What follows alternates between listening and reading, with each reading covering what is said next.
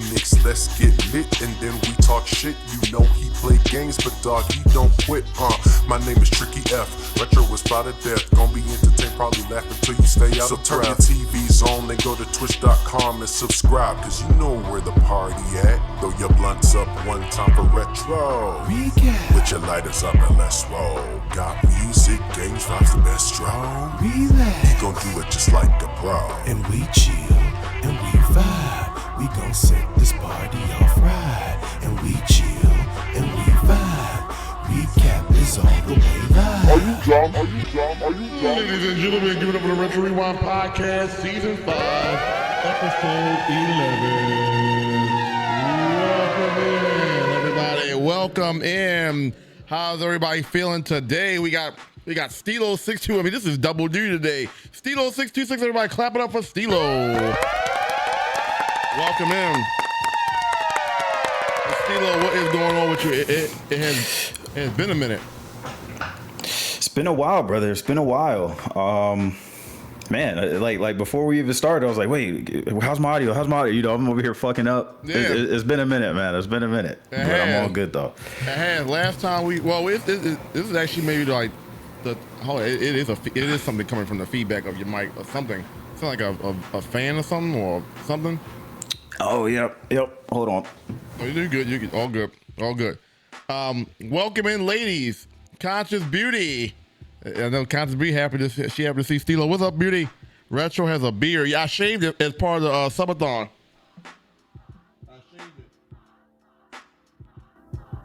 I shaved it. Yeah, Stilo is in the house, City Bill. Clap it up, everybody, for Stilo626.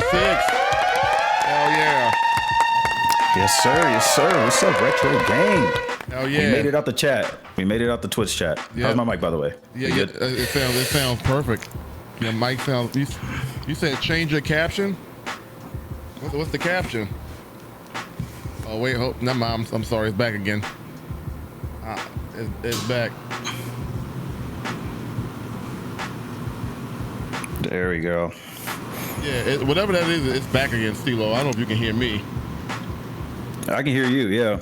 Okay. It's some type of feedback. It's not like it's a fan or something. No. I thought. Is it me? Did y'all hear that too, chat? Yeah, that's not me. It's some type of feedback coming from. Interesting. Let me turn you down. Yeah, it's coming from you. I turned your audio down to see if it would go away. It went away. All right, well, it's whatever. We'll try to make it work. But yeah, so yeah, you're no stranger to the Retro Rewind podcast. You were on. We did a little bit. So we had you on by yourself, and we had you and Hassan on, and now we got you back as a solo. So you've been around the show for a little bit now, and so I was thinking about ways of how we gonna make this episode. I'm like, because we kind of did a little bit about you, but I kind of want to do a little bit about you because we do have a lot of new people, and that podcast was like 2 or 3 years ago. So we got some new people that may not be familiar with who you are and what you're about. So let's go into that, and then we'll kind of go into the gaming and stuff. So talk about background, born and raised, siblings, all that, and then we can get into the nitty gritty. Yeah. So Recap and I, we go way back. I'm talking what, 07, 08, something crazy. Oh yeah, it's some years. Yeah, so we talking almost 2 decades at this point, which is kind of crazy to just like say out loud and think about. But right. Yeah, almost 2 decades. So yeah. I just remember back then just playing Gears and just going through all those like what the fuck moments. I remember look, Recap was one of the very first people to start this streaming shit, y'all. He was one of the first dudes I knew that was like, you know what? I'm posting clips, I'm recording videos, I'm doing this, I'm doing that. Recap was one of the very first people. Yep. And I always respected him for that. And at the time, I think he was working at, what was it? Was it Best Buy? It was definitely Best Buy, yeah, definitely. It was Best Buy, yeah. I remember all that shit, bruh.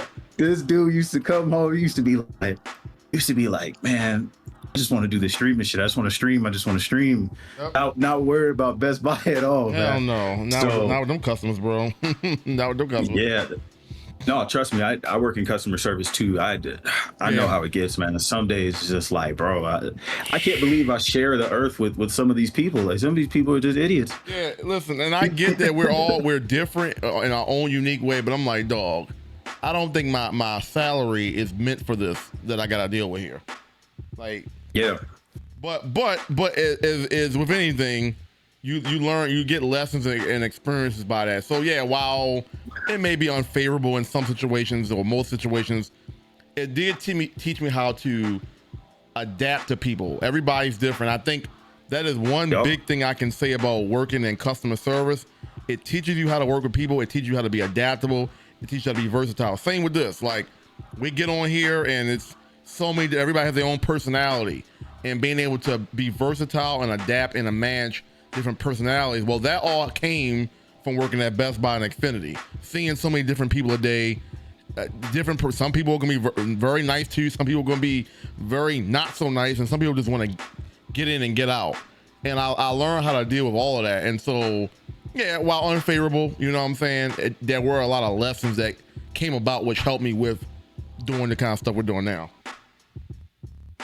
So, yeah. No, that's so true. That's so true. I attribute a lot of my social skills to being where I'm at too, you know, especially for me. For those who don't know, I'm in banking. So just for context.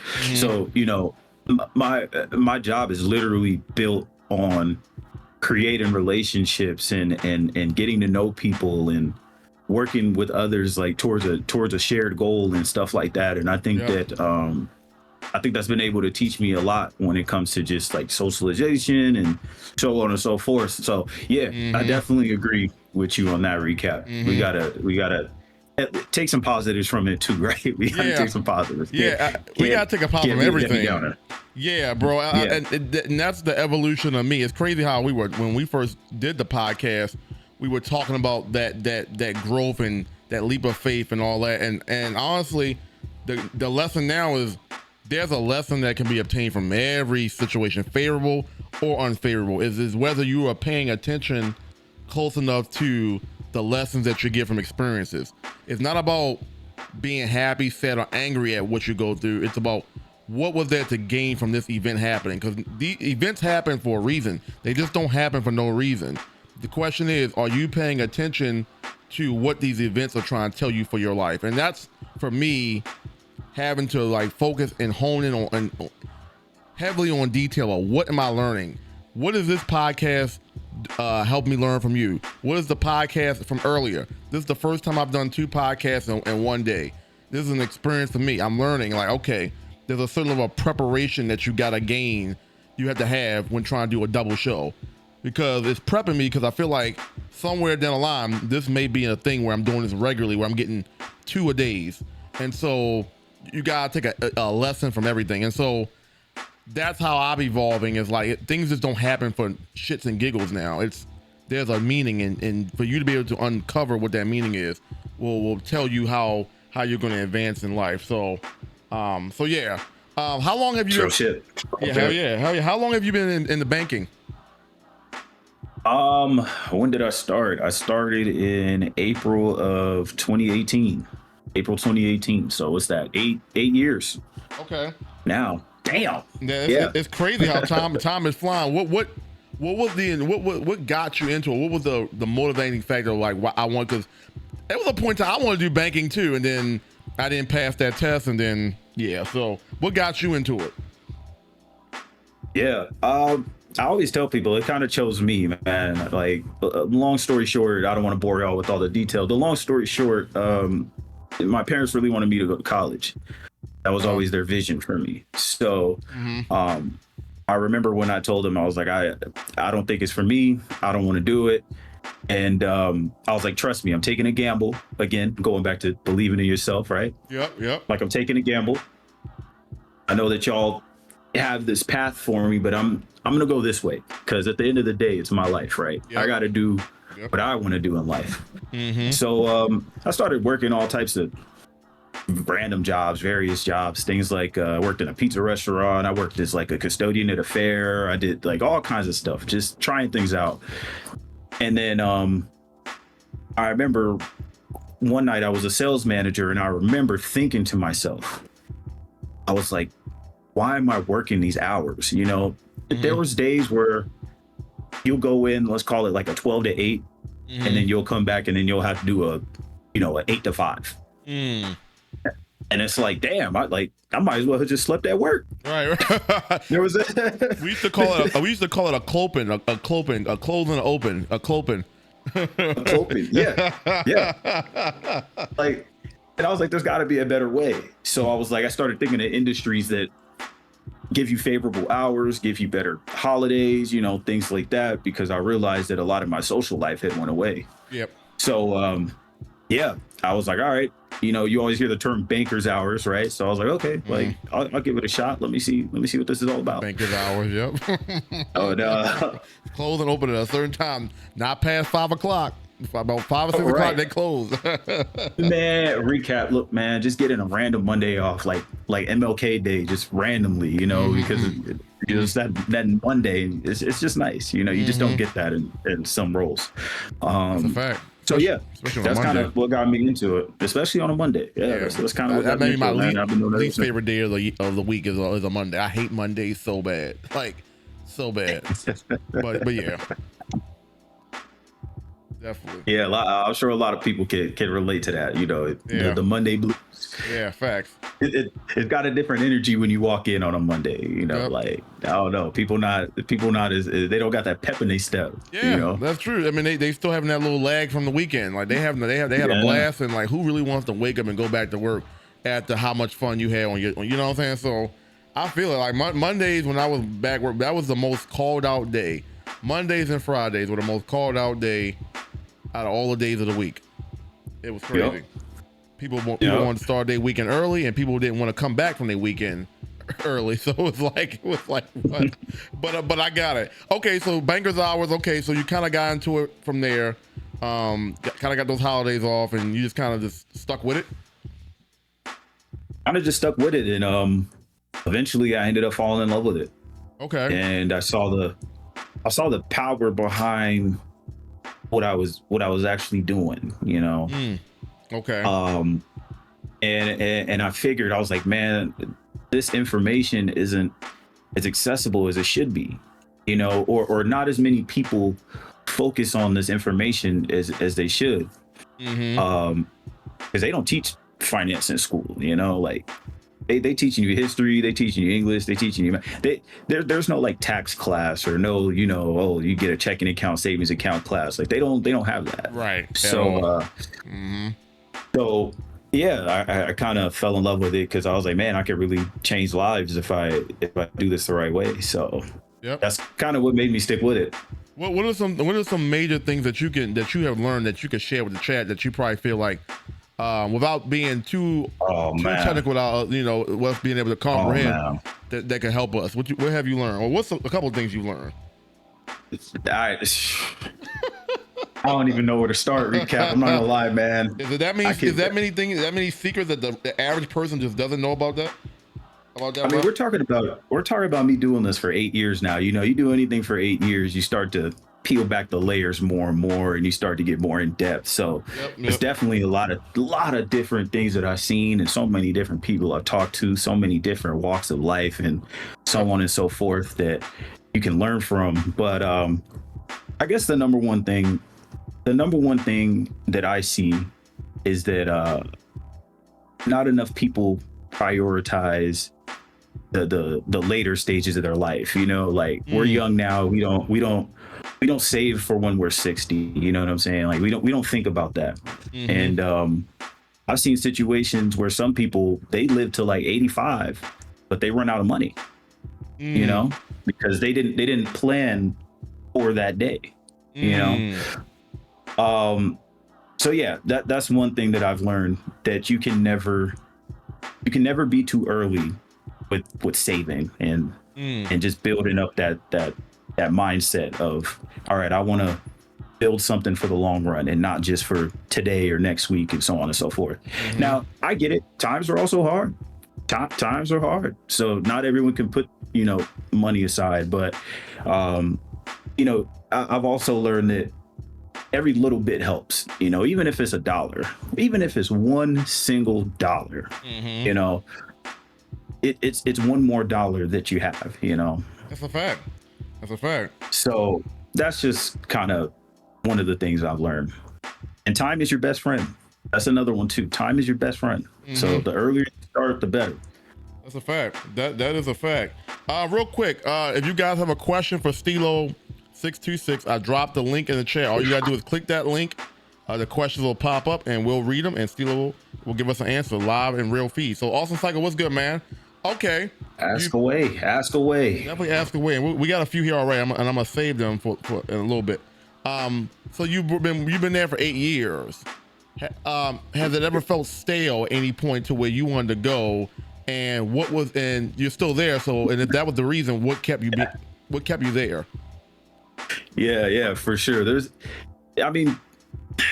I really don't believe in the saying where they say, if you do what you love, you never work a day in your life. No, it's still work, at the end of the day. So it does definitely have those days where I'm like, damn, fuck this job. I don't want to be here. I don't want to do this. Like, right. It has its days. Don't get me wrong, but I just think of the future, the long term. I always keep that in mind and just remember my goal and where I want to be and how I can get there and stick to my timeline. Okay. Yeah. Hell yeah. So if it's, please let me know if it's too much to explore. What do you do in banking again? Yeah. So it's funny because I started out as a teller. You can literally start out, just counting money, cash a check, stuff like that. That's where I started. Then I moved up to a banker, and then now I'm a senior banker. So I've been there for a while. So now I'm like, the one who's got like the most responsibilities now out of everybody. So it definitely has its days. When you say that recap, you're like, damn, do you, bruh? Yeah, it does. It does. It really does. And it be having days, man. When we did a podcast last time, were you a senior banker then? How recent was this? When you became senior banker? This was 1 year ago. Okay, 1 year ago. Okay, so this happened. Okay, so when we did our last podcast, you were at banker. Now you're a senior banker. Yeah. Okay. What is the responsibility changes? What's different now being a senior banker?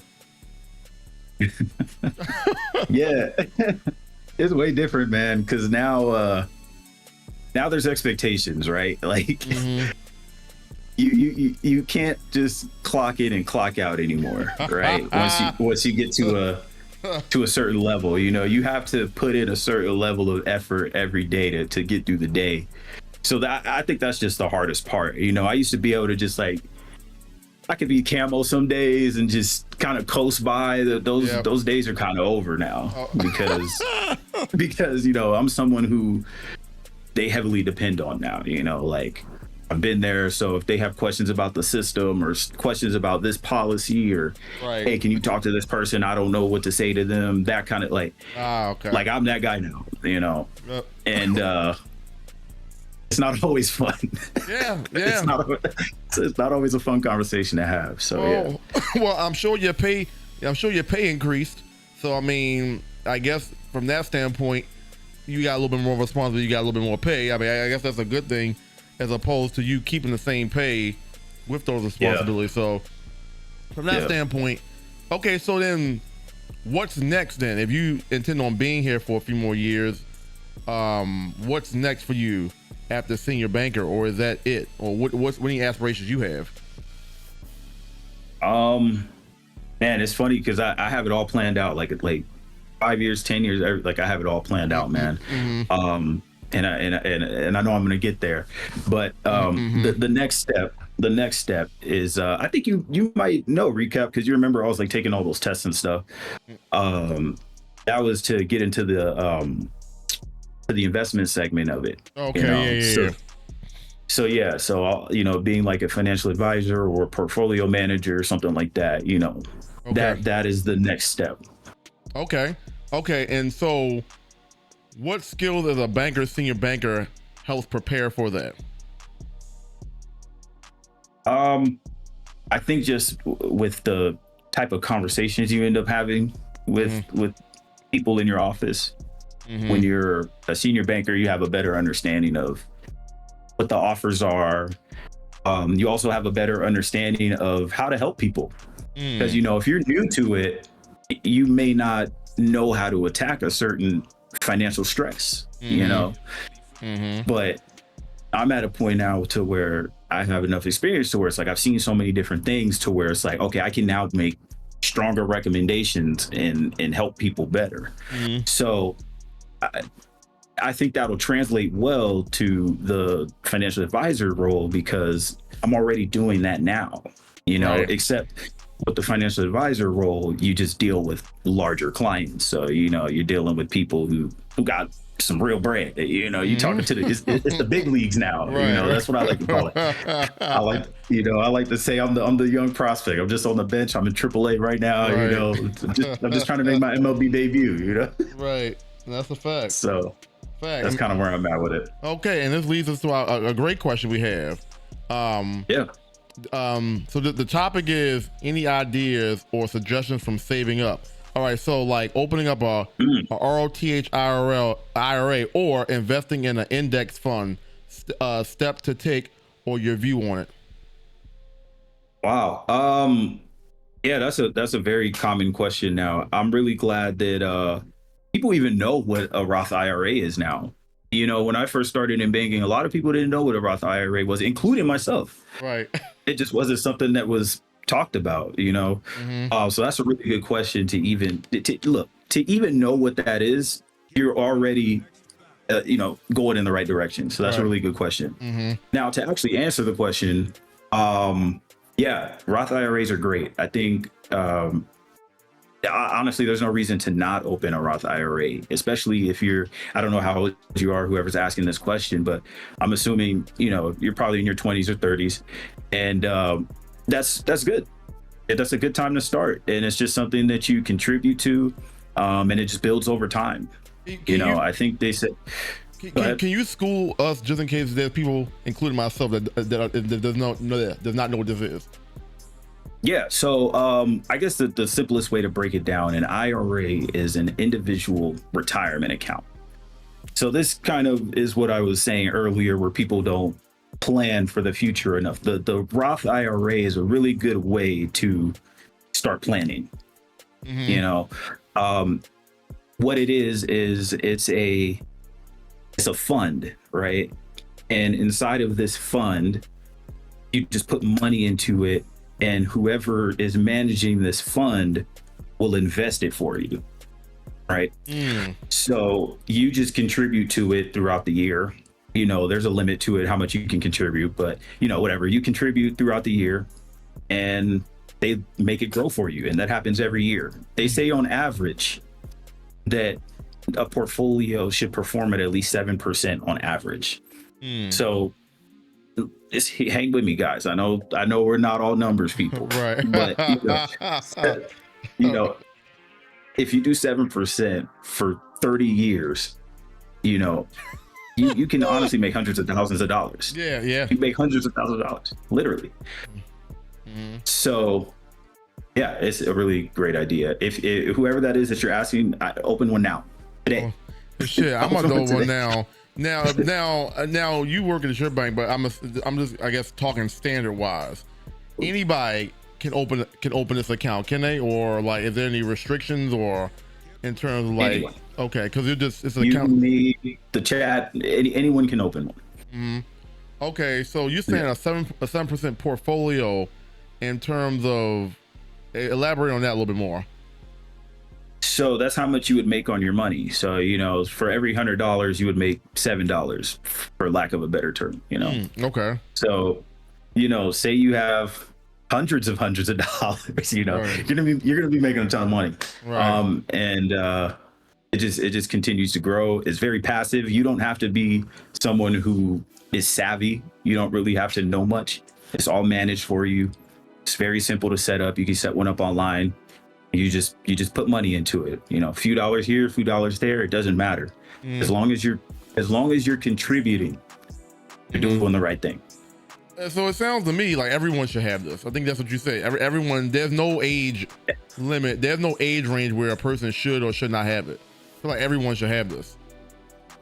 Everyone should have this unless you're someone who's getting ready to retire. Okay. Right. But for us, we're young, you know? Yep. So we could do this for 40 years. And make a shit ton of money too. And have a shit ton of money sitting there. Wow, that's and you did nothing. Yep. You did nothing, you know? It's a cheat code. So definitely, I would say open one. So the plus is being able to have an investor that's going to be in the background. Because my question was going to be, well, what's the difference between me from me just having a savings account where I'm just putting whatever amount of money into my savings account? What will be the difference between that and this IRA account? But I guess that investor in that middle that's doing the background and making sure you're getting money, a percentage out of it or more onto your savings is the difference. Exactly. Yeah.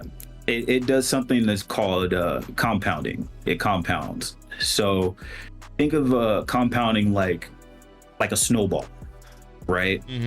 So with a savings account, like the snowball is very small and you're just, you know, it doesn't necessarily get bigger. But when you have an IRA, the snowball is continuing to roll and roll and roll. Before you know it, it's rolling downhill so fast that you're making so much money, you know? So that's why it's better than a savings. Okay, that makes sense. Now, I'm not saying don't have a savings. You should have a savings. But this is a way to make some passive income over a long period of time. Yep, that's a great question. Whoever asked that, and we appreciate that. Okay. Great question. Okay, so in the next, well, you said you already got your roadmap down, so it sounds like you're going to be in this field as your thing now, and that's what you've kind of already envisioned it. This is it for me. Yeah, I plan on doing this hopefully the rest of my life.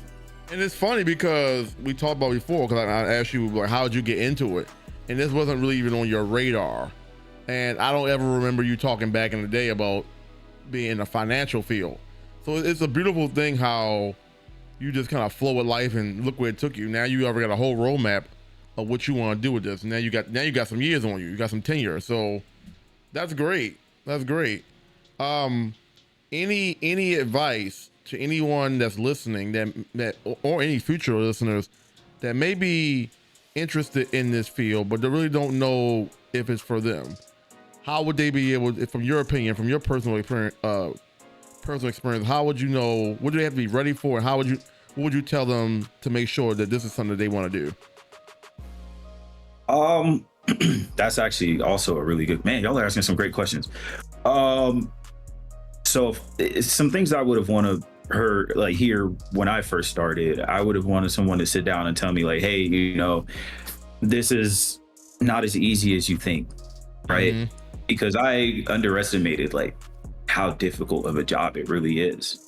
I started out as a teller and I thought, oh, it's like a cashier. You just go in there and you just, you know, you count money, that's it. Right. It can't be that hard. Right. But no, there's a lot that in the background that you don't think of. You have to know regulations, like banking regulations, what you can and can't do, what you can't say. You have to, you know, be able to protect customer information at the highest level. You have to be able to protect money. You have to remember codes. You have to like, there's a lot of different things that go into it besides just counting money or sitting at a desk and selling someone a credit card. You know, like it's way harder than that. Right.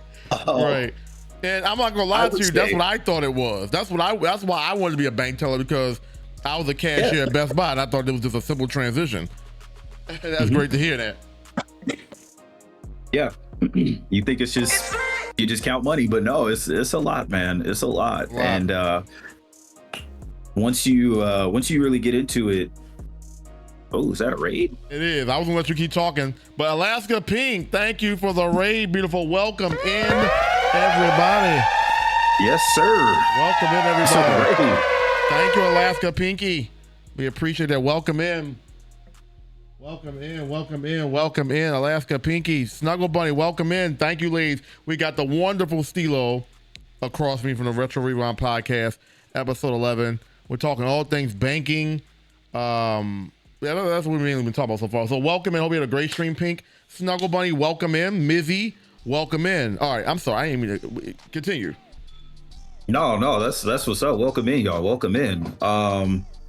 Yeah, just to catch y'all up. I'm just, I was telling Retro what I would have want someone to tell me when I first started out in banking, and the first thing I said was just how much goes into it. It's not as easy as you think. And then if you're someone who wants to get into it, what I would suggest doing is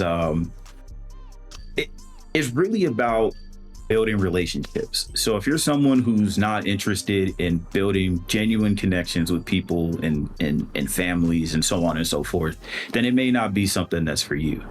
Because when you're managing someone's finances, that's a very deep and like personal part of people's lives, and there's a certain level of responsibility that comes with that.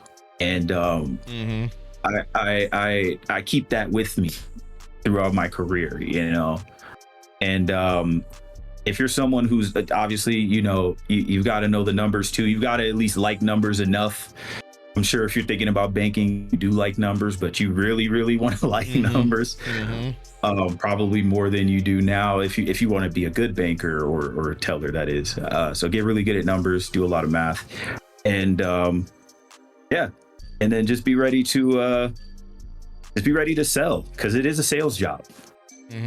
A lot of people don't look at it that way. I know I didn't. When I first started, I didn't think it was a sales job. I didn't think I had to sit at the teller window and convince you to go sit down at a desk to get a credit card. I wasn't there.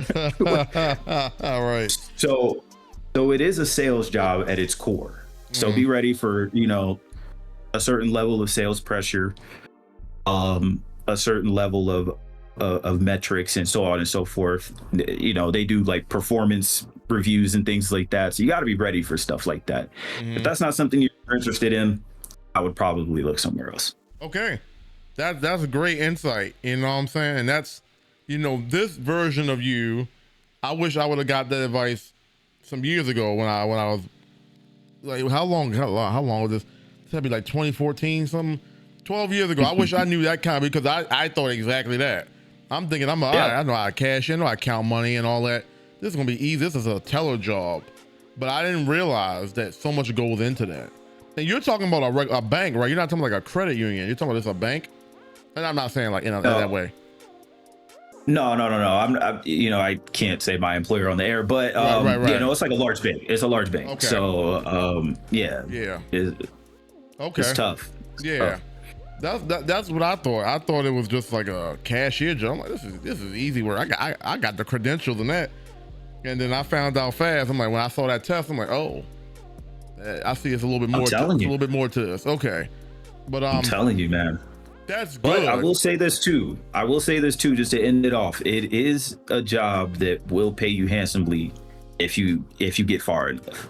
Once you get to a certain point, you won't have to worry about, about like money and stuff like that. Like it's a very rewarding job in that sense. And it's also rewarding if you're someone who actually cares about helping people. Like when I help someone, and someone comes back and they're like, wow, like you helped me buy a house or something like that. Like that's really fulfilling for me. Yep. So it's really rewarding. That's one of the positives, I would say. Do you say it has been that so far for you in terms of, like you said, financially, to the point where you really ain't got to worry about money? Do you feel like that's where you're at, or do you feel like you have some ways to go before you get to that point? I can handle myself. I'll say that. So okay. I can't complain. Okay. I can't complain. That's good. And you, like I said, you've had some tenure. So, like, I feel like that's one of them things where you figure out very quickly if this is something I want to do or something I don't want to do. And after 8 years in it, I think you it's safe to say like this is what you want to do, because I mean that's 8 years, you know what I'm saying? So and you got some responsibilities from what I'm hearing. Like I'm thinking, like I said, just count money. Like you said, you talking about offering the sale, problem solving. There's a lot of different things, and that's what I wanted to lead into, was because I'm sure everybody got stories. Without getting into any obviously the nitty gritty of people's stories, can you talk about like some situations that had your mind like, whoa, like overwhelming at times? No, yeah, I have actually a very specific story. Actually, I remember there was one morning. It was probably about 3 years ago now. It was one morning. The bank opens at 9. We got there at 8, and there was a dude who was pacing in front of the building, starting at like 8:15. Just pacing in front of the bank. Hands in his pockets, looking stressed, looking sus, and I'm like, oh shit. Right. Is this guy about to do what I think he's about to do? Right. So we don't, call the police or anything. We don't go overboard yet. We want to at least give dude a chance before we just judge him. You know what I'm saying? But we're ready. Like if something pop up, we've set the defenses. We was in that bitch like Batman. We was ready for whatever was gonna happen.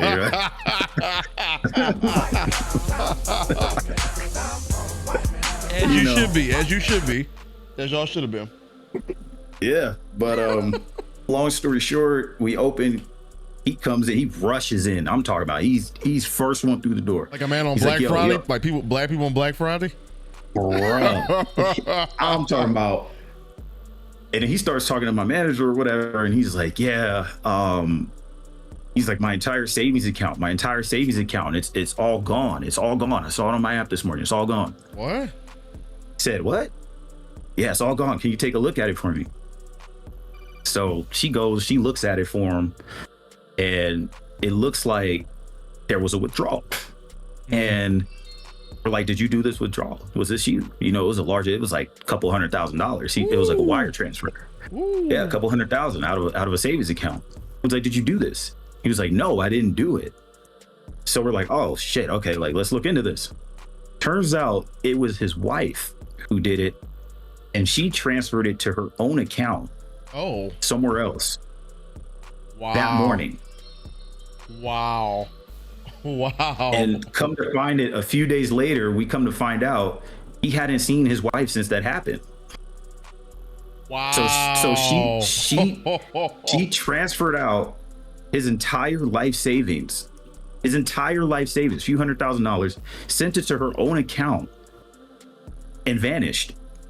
Wow. And look, you want to know the messed up part about it too, Recap? This is the kicker. The bank couldn't do anything because his wife was a joint owner on the account, which means that she has the right to do anything that he can do on the account. Even if that's emptying the account, as a co-owner, she can do that. Yep. So it was just a loss. And we were like, you gotta take it to the authorities because the bank were out of it. You gotta get like a lawyer or something, fam. You gotta file a report. You gotta figure that one out. But even if you go that route, based on what you just said, it's a joint account. So she didn't, and obviously, whoever was the one doing that had to file their you know what I'm saying, to make sure the guidelines. And so, what can you really do about that? Even in the legal system, like that's your quote unquote wife. I mean, clearly she but that's your wife. Like, how can you really win that? Like, how do you prove it wasn't your, well, I mean, obviously we know it's not her money, but I'm just thinking out loud in my head, like that's a big messy situation to deal with. And then she vanished. Messy. She just disappeared on your ass. Like, what the fuck, bro? He could sue her. What could he do? The press, like, how would that sue go if it's a joint account? Like, so, okay, school me.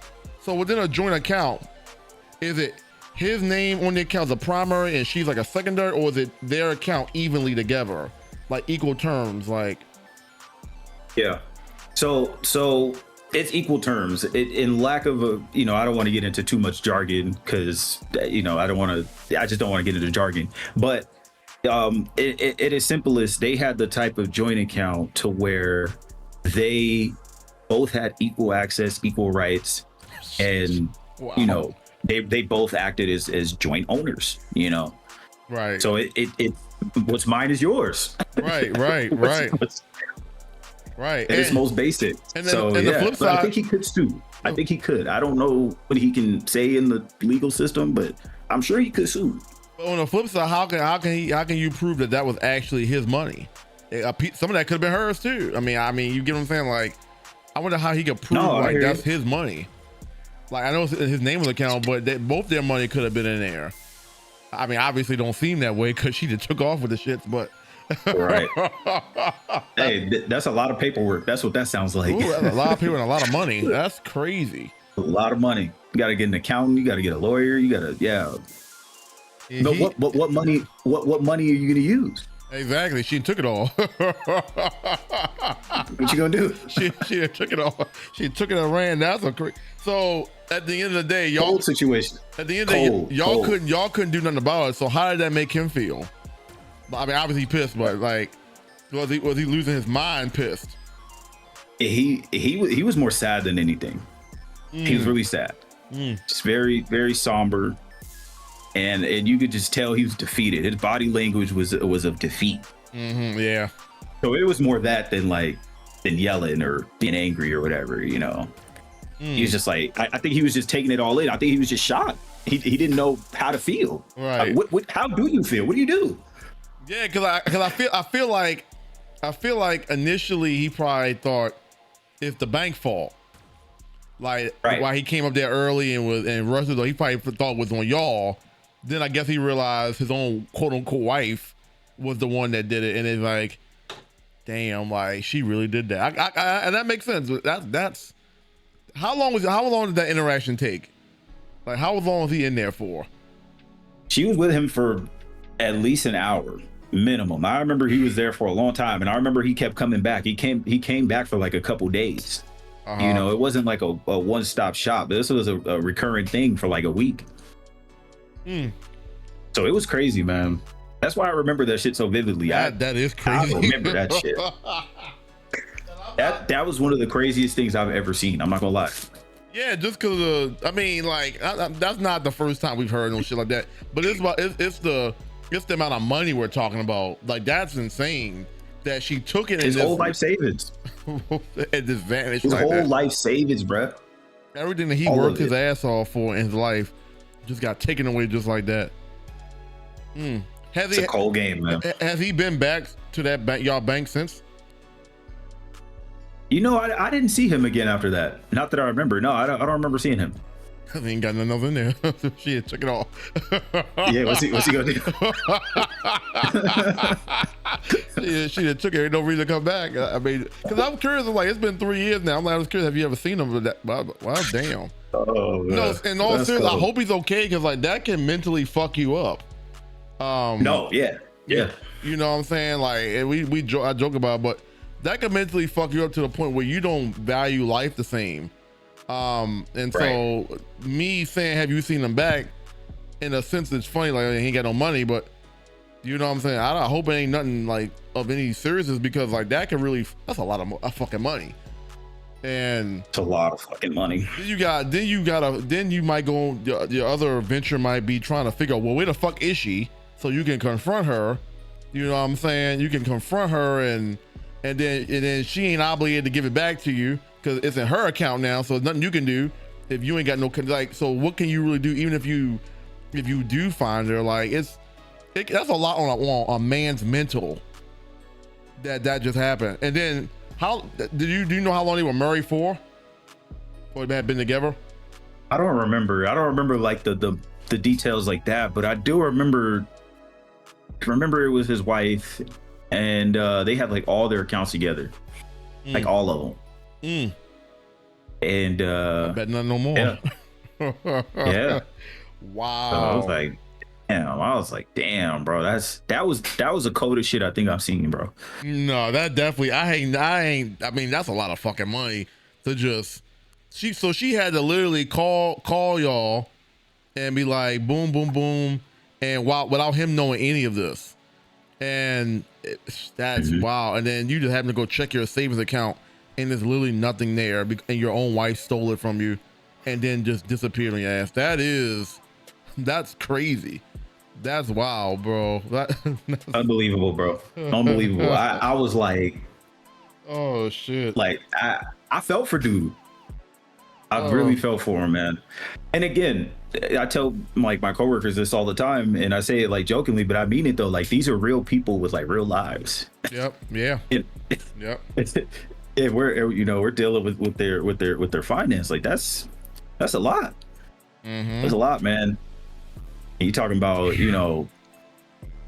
like dealing with people's family members and spouses and the whole nine, man. It's crazy. It's really crazy. Yep. What's up, Tiffy? Dopamine, welcome in. You know what? I forgot. We got so many, and I'm glad that we did talk about the banking stuff because that's a very common. But we didn't even get into our rapid fire. So I do want to do my rapid fire segment with you. Quick answers, quick questions, quick answers. All right. And okay. And then we're gonna get into. Oh, by the way, y'all just tuned in. If you got a question for Stilo, drop it in the drop it in the Padlet. If you got any questions for Stilo, that link that's there in the pinned comments. We getting ready to do questions in a second. All right, rapid fire questions for you, Stilo. Here we go. Baseball or football? I'm too fried for rapid fire. Baseball. Cuddy or Lupe? Lupe. Favorite game all time? Oblivion. Elder Scrolls 4. Oblivion. Oh, yeah, you are an Oblivion guy. You definitely are an Oblivion guy. I remember this man. All he told was he said, "Shake my head," because that Cuddy and Lupe. You are an Oblivion. I want to talk about that. I want to talk about that Cuddy and Lupe too. By the way, we'll get to that. Okay, bet. You did, so you want to talk about that? Bet. Favorite artist right now? Right now, Vince Staples. Okay. Late night gaming or daytime vibes? Late night. Okay. Favorite sports jersey you own? Mariano Rivera. Ooh, okay. Oh, can I know why? Mariano Rivera. Mariano Rivera. He's a really like big figure for my family. My family's from Panama, and he's one of the very few Panamanian baseball players ever. And he just so happens to be the greatest closer of all time. So, he's very big to the country, very big to my family. So having that jersey is really dope. And he's the last player to ever wear the number 42. So that too.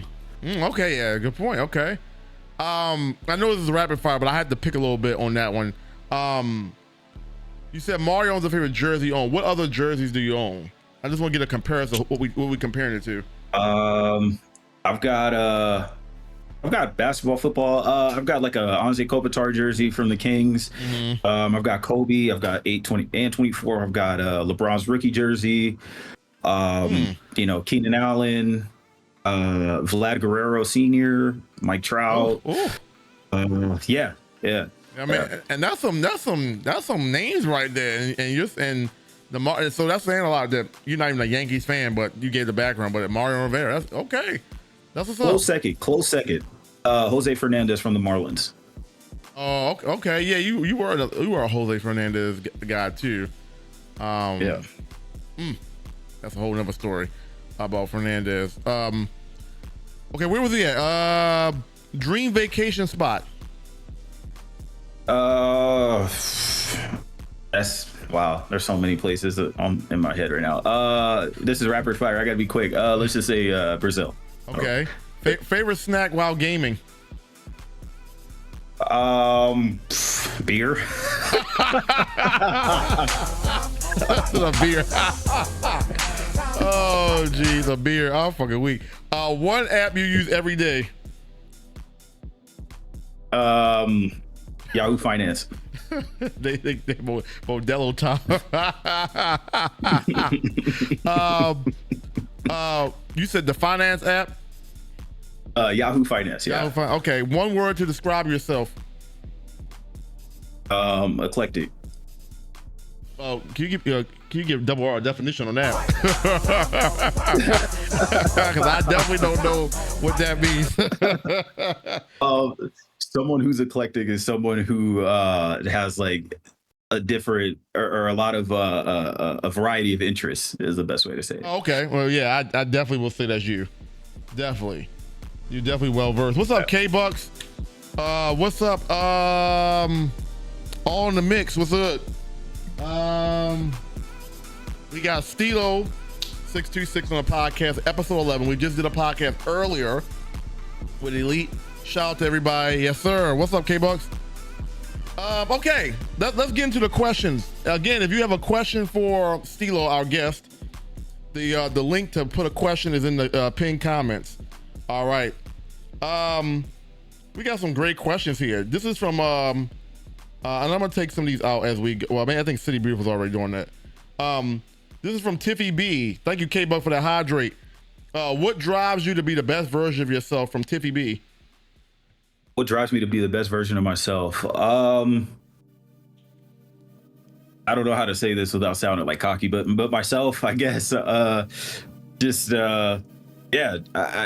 committing to myself. I think that's a big piece of it, and committing to being disciplined, and just knowing that I want the best for myself, and I want the best for those that are around me. So just continue to be my best. Just keep going. You've always been like that. I mean, you talked about earlier, I've known you for quite a long time.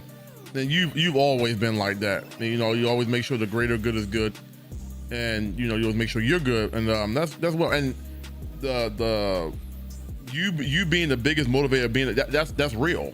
You know what I'm saying? That's real. Like, only you can, you know, make yourself be the next level. Only you can do it. No one else. So, you know, that you are your drive, and I respect that. Great question, Tiffy B.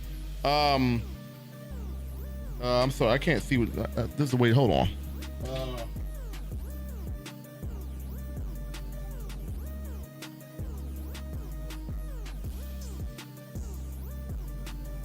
My damn thing is acting funny.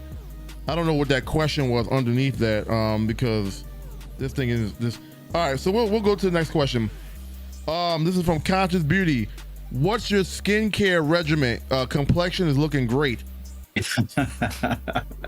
Soap and water. No, I'm joking. I use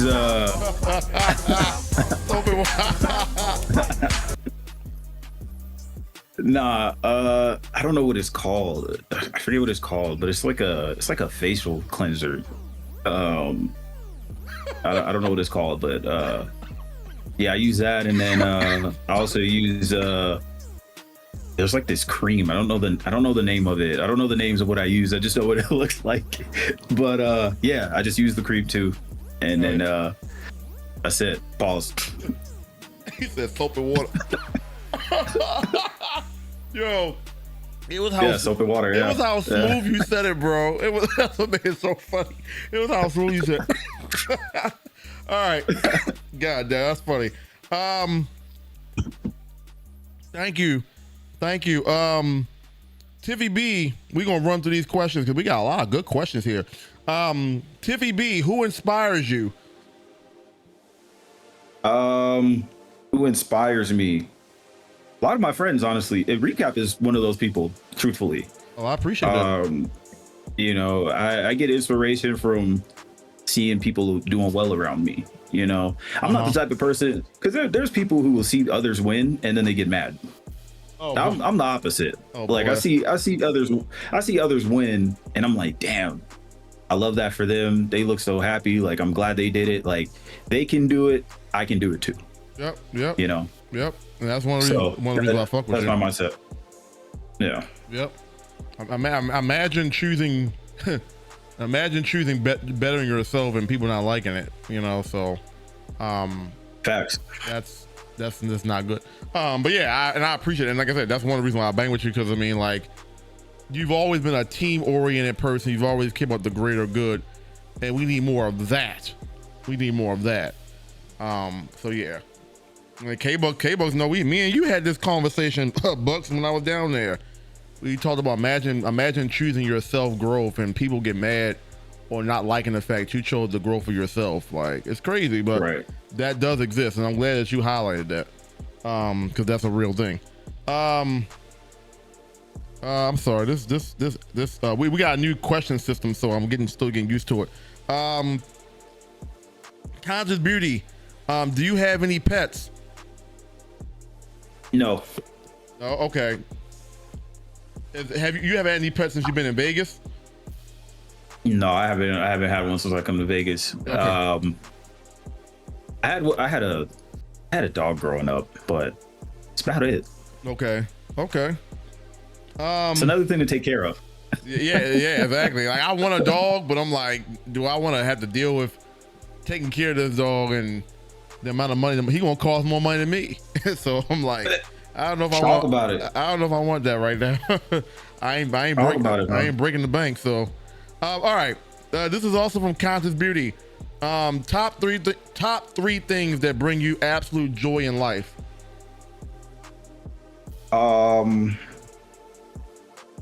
My mother, for sure. Music, for sure. And fitness. Fitness is something that changed my life. Okay. It's one of the single best decisions I've ever made to start moving my body, exercising, and being a little more conscious of what I put in my body, you know. That does include beer too, by the way. Beer's good for you. Drink more beer. But yeah. Elaborate, because I don't know if you're being sarcastic or not. I mean, if there's a real fact behind that, please school me. No, there's no facts. In fact, you should not drink beer. You should not. I was giving you face value because I'm like, wait, what? Like, is that real? And it's Psycho go. Let's fucking go. Look at him. He's saying it as he's drinking the beer right now. Drink more beer. Yeah, drink more beer. But no, on a serious note though, fitness is one of the biggest, one of the best decisions I've ever made to like start working out. For sure. Because growing up, I hated lifting weights. I hated running. I didn't do none of that shit. Like I played sports, but I enjoyed playing the sport. I didn't enjoy practice. I didn't enjoy the lifting. I like the process sucked to me. I never enjoyed it. And then once I started getting older, and for context, I'm 32. And once I started getting a little older, probably like my late 20s, I was like, okay, I should probably start taking care of myself. Just thinking of that. The longevity thing again, right? Because you know, if you're gonna take care of your money long term, you got to be there to live with it too. You know, that's a very good way of looking at it.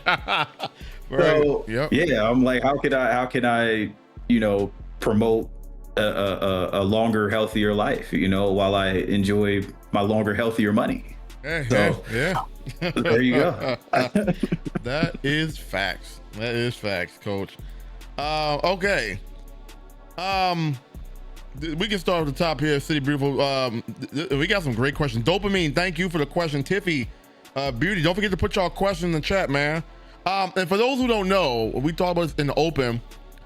This is Stilo's third time being on the podcast. A lot of it was in 2022.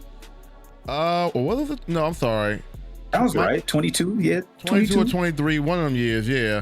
No, I think it was 23 because that's when I left the job, and that's what I was telling you about my whole experience leaving Xfinity and all that. That's right. So I think it was 23. Right. But yeah, either way, you've been on here, and we appreciate it because one, it's content. Two, it's lessons, as you heard. He's giving you experiences and lessons and impact. If anybody wants to be a banker, he's telling you. So I'm loving it that you can come on the show and it's still fresh to talk about some things and all that. So this is great. But we did talk about the co-open. But Melody wants to know, how did you meet me? Yeah. I want to say, to be more specific, I want to say it was Gears of War 1. I think it was Gears 1. Okay, yep. And it was Gears 1. I don't know. I don't know how we ended up like, because back then game chat was a thing. You was meeting people all the time back then. That's one thing that you don't get this day in agent gaming, and I wish we could get that back. Yeah. Right. Because think about how many like lifelong friends you've made from Xbox, right? Oh, quite a bit. Right. So I wish that was still a thing. I wish game chat was still a thing. But anyway, right. Yeah, we met in game chat and Gears, and I just remember adding him as a friend, and we just kept playing Gears. And then I was like, man, this guy's kind of kicking ass right now. We're winning a lot of games. Yep. and Yeah, we just naturally just connected. We had that chemistry right off the bat, man. You was funny, I was funny. You like to talk shit, I like to talk shit. Yeah, hell yeah, sure did. I listen. You like to win, I like to win. Hell yeah, let's go. I'm still yapping now. Listen, I've calmed down on that kind of shit talk because I realized that's not gonna get me where I need to get to in this space. But boy, oh boy, I'd go talk a little trash. Because I mean, especially during that time. That's when Elite was telling me earlier he got chat banned for 3 years. I'm like, for that? Like, I mean, we used to say so much vulgar shit, receive so much vulgar shit that people wasn't getting suspended. It was just like every day, like everyday talk. like 3-year chat ban for that. Like, oh please, I've been on the receiving end of much worse than that, man. I'm like, I've been called the N-word, cool right off the bat too. The KKK going to take your life, and I've been saying all kinds of things, bro.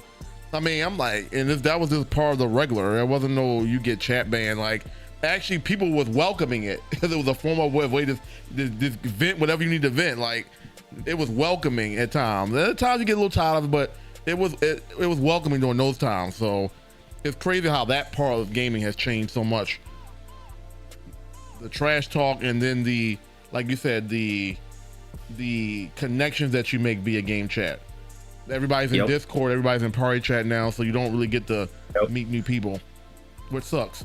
That sense of community is kind of gone, you know. That's how I met all y'all. Like, I wouldn't have met Kid Frost, Samurai Rose, well, not Knizzle. What is his name now? What do you call himself? It's not Knizzle no more, but Kendall. Yeah. Him. Yeah. Hassan. I wouldn't have met all y'all unless it was through Xbox and through you. So, and I think that's probably why I don't play gaming as much no more like I used to, because it's like that phase of gaming is gone now, and everything's a BR now. So it's like in microtransactions. So it doesn't appeal to me as much no more. So. Oh yeah. So yeah. Yeah. But that was a time. That was a time of gaming. And I knew where I was going. You met me. You're one of the few people that met me when I was Fimi 08. That was when I had that Fimi 08 gamer tag, and I never. The story behind that was that was my mom's. That was the Wi-Fi name, or the Wi-Fi, whatever. I think it was the Wi-Fi name, and it just defaulted to Fimi 08, and I was using it. And so there's a few people like Stilo, and maybe there's somebody else, maybe JoJo. There's a few people that remember me from that name, and but just to give you perspective, that's how long it's been. That name was back in 08. That was 2008. So that we've known each other for a while. And again, that was strictly through Xbox. It wasn't until 2 years ago when we finally linked. And I wanted to ask you about that experience, because we never got on an official show and talked about you. So you came down to Baltimore or Maryland, 2024, and you, like I said, you were born in Cali. You live in Nevada now, and then you went to the East Coast. So talk about that whole experience. Yeah. Maryland was I don't know the word for it, but it was a really enjoyable trip. I enjoyed it more than I thought I would, if I'm being completely honest. Right. You know, coming from California, I've never thought of Maryland as like a hot spot or like a tourist town or anything like that, you know. So when I went, I didn't really know what to expect, right? Mm-hmm. I was thinking, I'm just gonna go to the Orioles game, I'm just gonna go to the Nats game, and that's that. Mm-hmm. But no, the people there are great. The food was excellent. Like, yeah, bro, I fucks with Maryland. Mm-hmm. That whole area is dope. And then finally getting to meet you too, man. Yep. That was the highlight of the trip for me. Shit. I mean, obviously the ballparks were great, but being able to pull into the ballparks with you was like the cherry on top, bro. That shit was crazy. No, yeah, that's it right there. You have an interest in sports, baseball, and so it's crazy because I live in this area and I had never been to National Stadium. I mean, it took you wanting to go, and that was the reason why I went.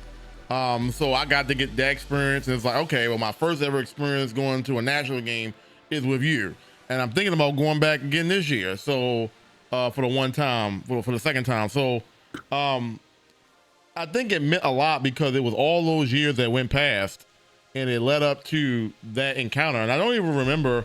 Well, you would know, obviously. What was the whole reason why y'all was going there to begin with?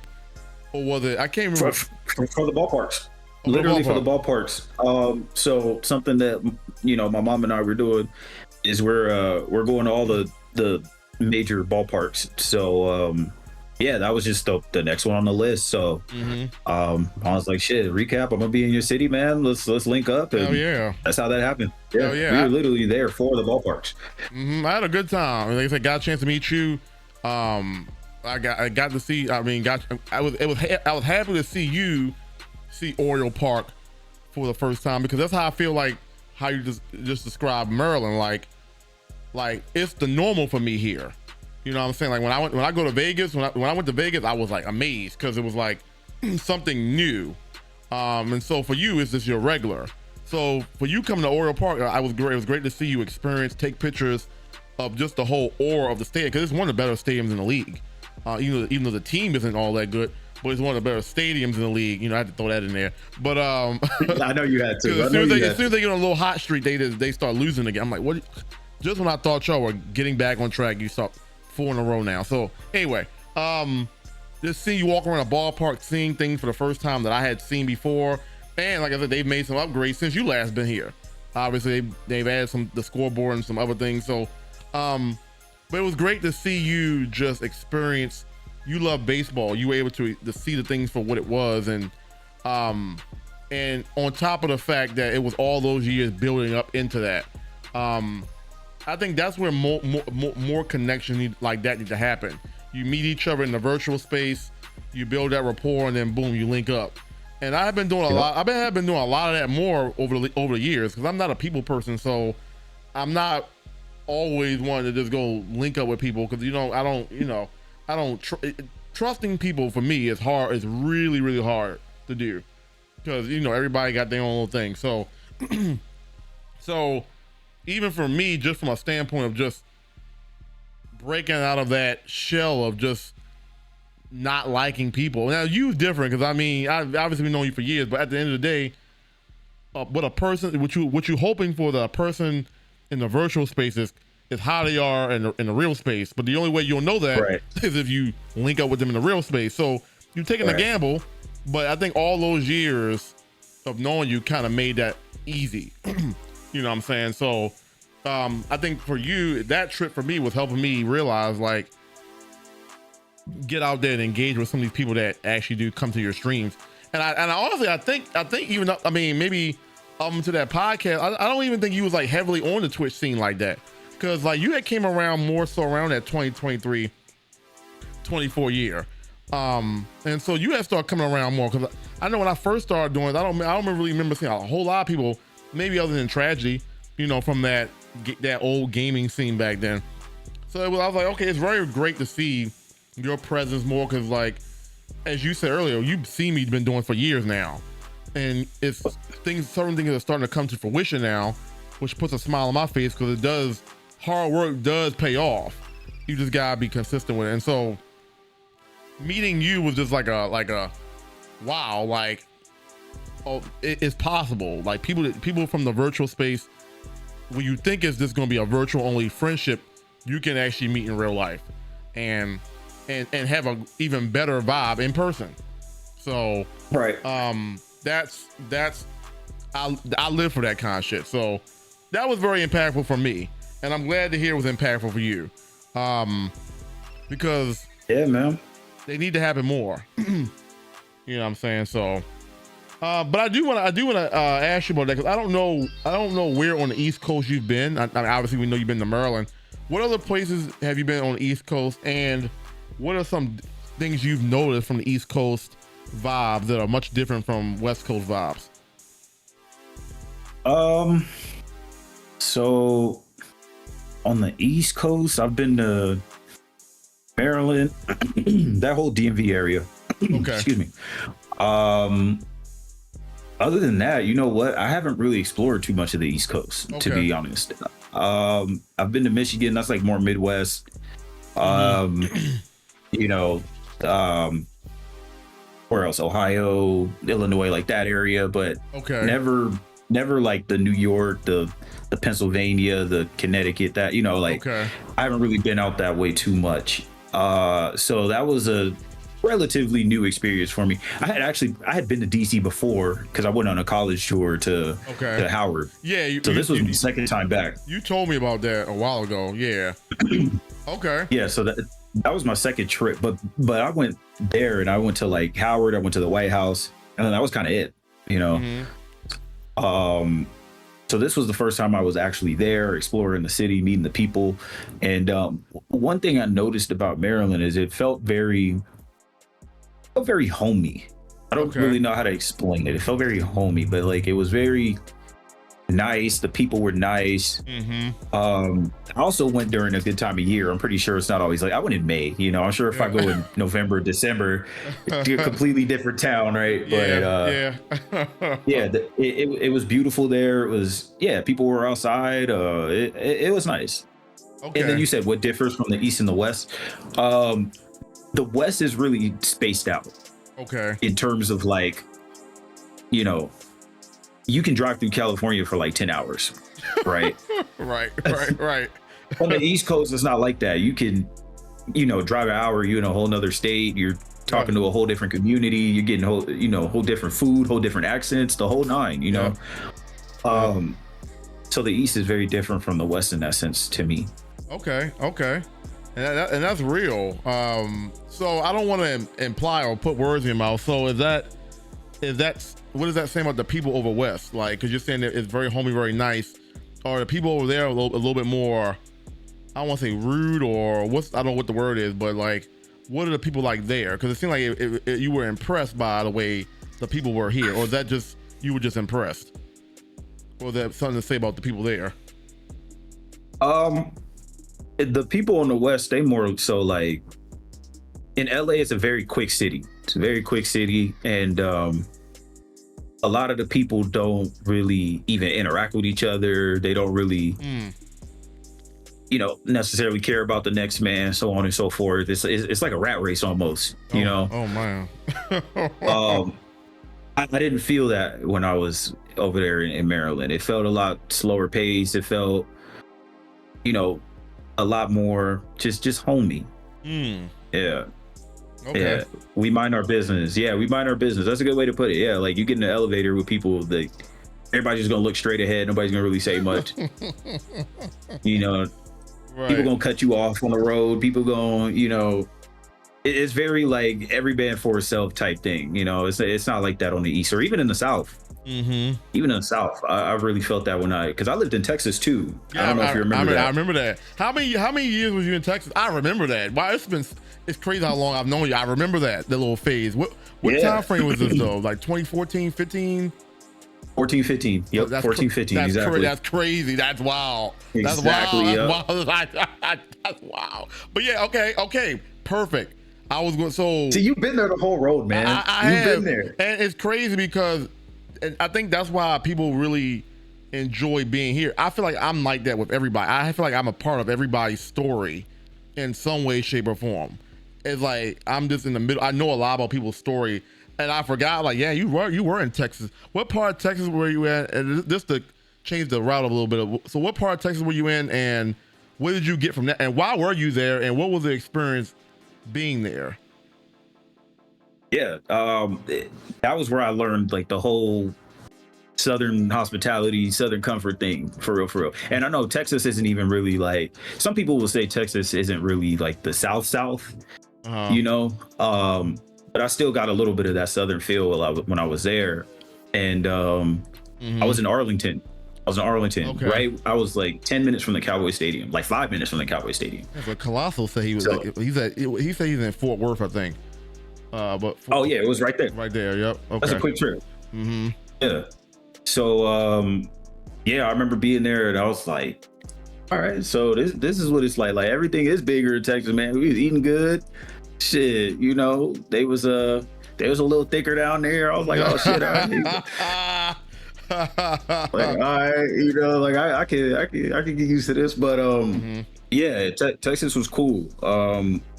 That was right before I got into the bank too, man. Like that was that time period where I was like trying to figure myself out, and that was part of the reason why I took that leap. I was 20, 21 years old, and I was like, man, if I'm gonna take a leap or take a risk, do it now, right? So ended up going down there. I was with my girlfriend, and we went down there together, and yes, we went because she got a job there. That's what brought us there specifically.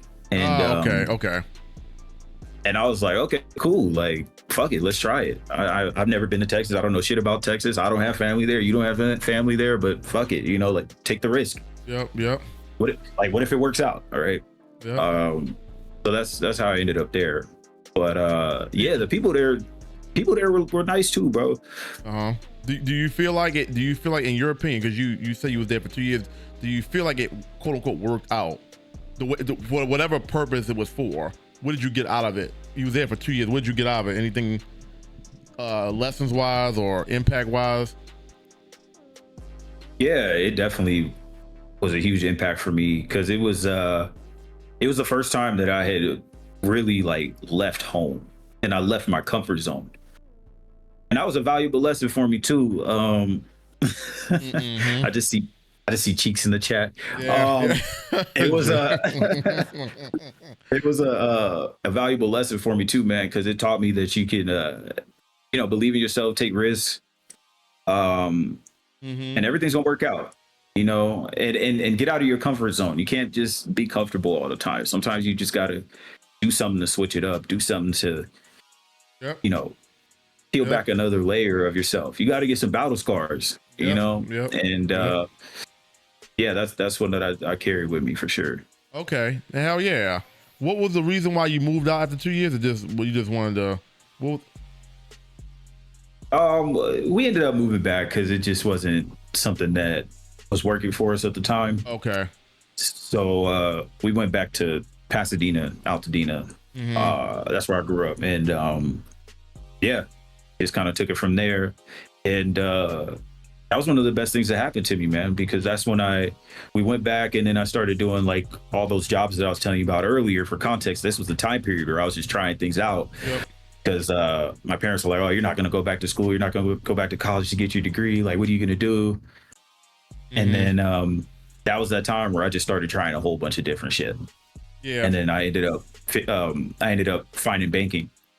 So that time period is really a crucial part of my life, really. That like 2014 to like 17 era to 18 era was critical. Yeah, it's funny because now this shit's even hitting deeper because when I met you was when I first started college, and I'm thinking like, damn, you really were a part of my college life. Now that I think about it in some way, shape, or form.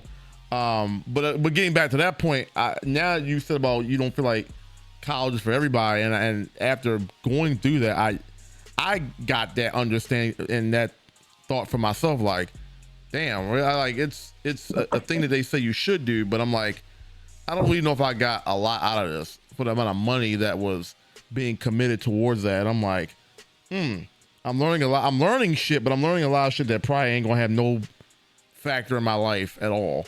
You know what I'm saying? And I could be either learning on the fly, because that's what happened with Best Buy and Xfinity. I learned sales through working there. I didn't learn sales because I went to school for that. I went to school for a whole bunch of shit because I couldn't figure out what I really wanted to do at that time. But I learned the sales skills, the people skills, just from simply working at those jobs on site. So hell yeah.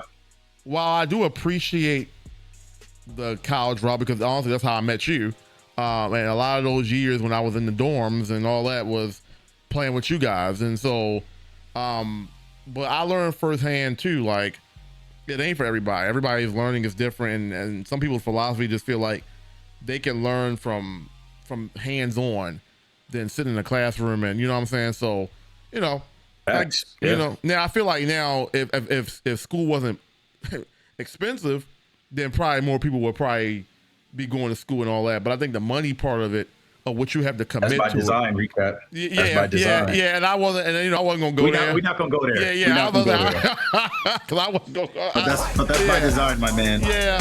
And I was gonna stay away from that one. But you're absolutely right. You know what that's about. Like, that's what they say. So and that goes into my even thinking overall is like that. I'm not gonna say I wouldn't have went to college, but my thinking was they tell you that going to college is good for you. I'm not saying it's not good for you or anything like that, but you should go to college because blah, blah, blah, and all this stuff. And it's like, that's what they tell you. I go there and I realize like that may be true. It's not that it's not true. It's just not true for me.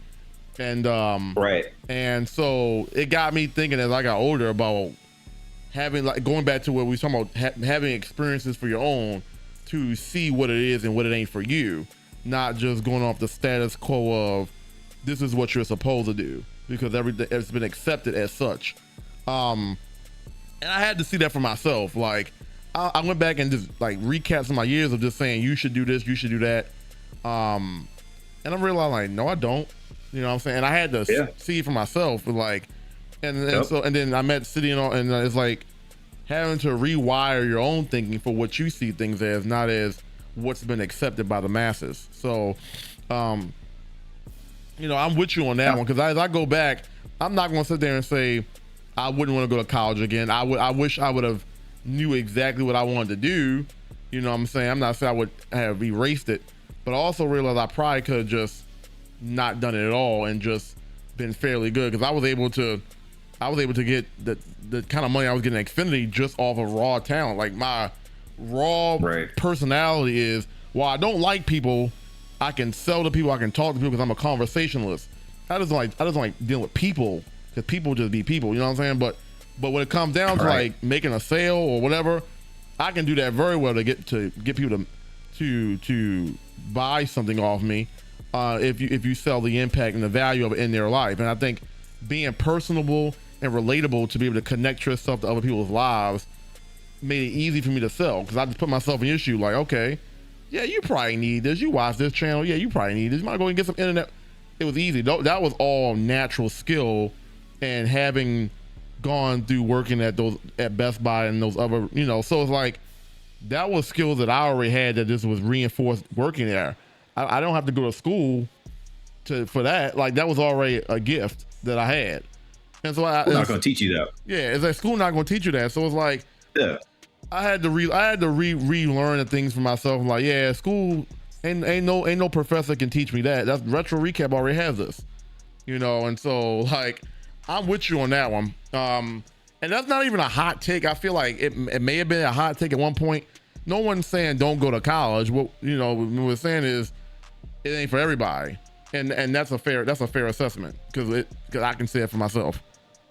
Yeah, everything ain't for everybody. That's like one of my slogans through life. Like everything ain't for everybody. So sometimes you're not the audience, and you know what? That's okay. Mm-hmm. But I do wish that I went to like the full 4 year, lived in the dorms. Like that's one thing that I do wish I did. So the fact that you did do that and got to experience that, I think is also pretty huge. I'm pretty sure that like, those 4 years that you were there, like that shaped and molded who you are today. Yeah, like I said, that's probably how I met you. I mean, like I think I had more fun in that regard than actually going to class. Like I mean, like that was my problem. Like I wish you had a chance because that was my college. It was during a time where I feel like gaming was at its best when MW2 and all them Halo, all them Gears of War. That was like to me the best era of gaming. And I'm in college during this point, and I'm meeting people from the campus and online that like to do the same shit I'm doing. Like it was hard. I mean, I'm not making excuses, but it was hard that time to go to class when this was the aura of what was going on during that time. I'm talking 09, 10, 11, 12, 13-ish. You was there. You was right there. Like you can't. Like, it's hard to go to class when you want to hop on that Call of Duty so bad, that Gears of War, and you know what I'm saying. So, I wish you did. I wish you did have that experience. I enjoyed for what it was. I enjoyed my college years. I did. I definitely had more fun with what we're talking about now than actually like the classroom shit. But that was an experience that I got that I needed. You know what I'm saying? That you know, I never looked at it like the way you, from your POV like that, in terms of like, you didn't really get a chance to experience that. And yeah, I think that's a very good experience, because that was one of the things I was thinking about, because my where I was living at versus where I'm like, well, that's I can take a bus, I can take the metro to get there. But it was like, you know what, you should stay on campus. Like, there's something to be said about staying on campus, even though you like 15-20 minutes away. It's something about staying on campus that you need to get that experience, and I'm glad I did get that experience.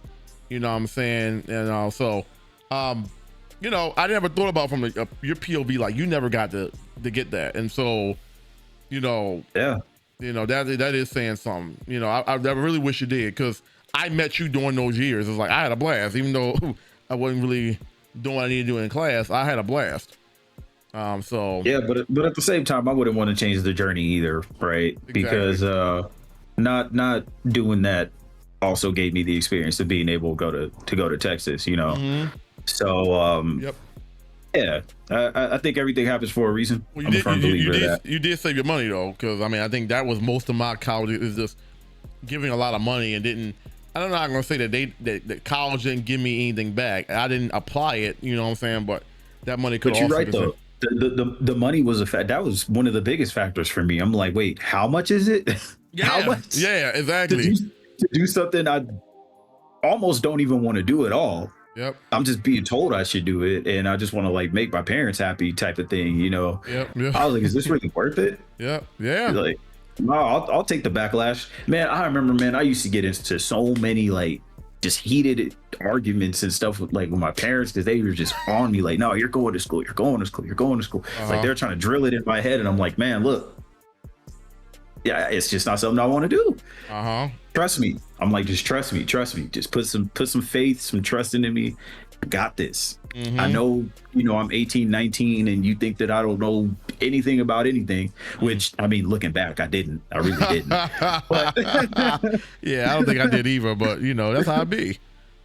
But then again, that's part of my problem with it, too. You're asking people that are 18, 19 years old, actually sooner, because you start thinking about college and high school. So you're asking 16 to 18-year-olds to plan out their whole lives. That's crazy to me. To me, that's crazy. Yeah.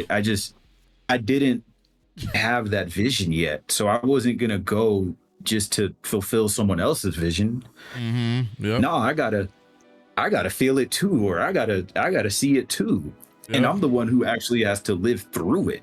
Yep. You know, like, I gotta go to school, I gotta do the work, I gotta pay for it, I gotta do this. Like, you don't have to do anything. You just have to tell me what to do. Tell me what to do. You know? right. Like, anybody can sit here and tell somebody what to do. Like, yeah. But to actually have to go through it and do it, no. I was like, I'm not gonna do this. I know it's gonna upset y'all, but trust me, I got this. And you know, here we are, 10 plus years later, and they're happy with where I'm at. I bet they are. So I'm like, look, man, I tried to tell y'all, you know, it might have took some time. You know, greatness takes some time, right? Yep. But shit, I did it. Yeah, you know, it's funny. Me and Souls was having this conversation about, you know, that generation of people don't understand. Like, it's a different era now.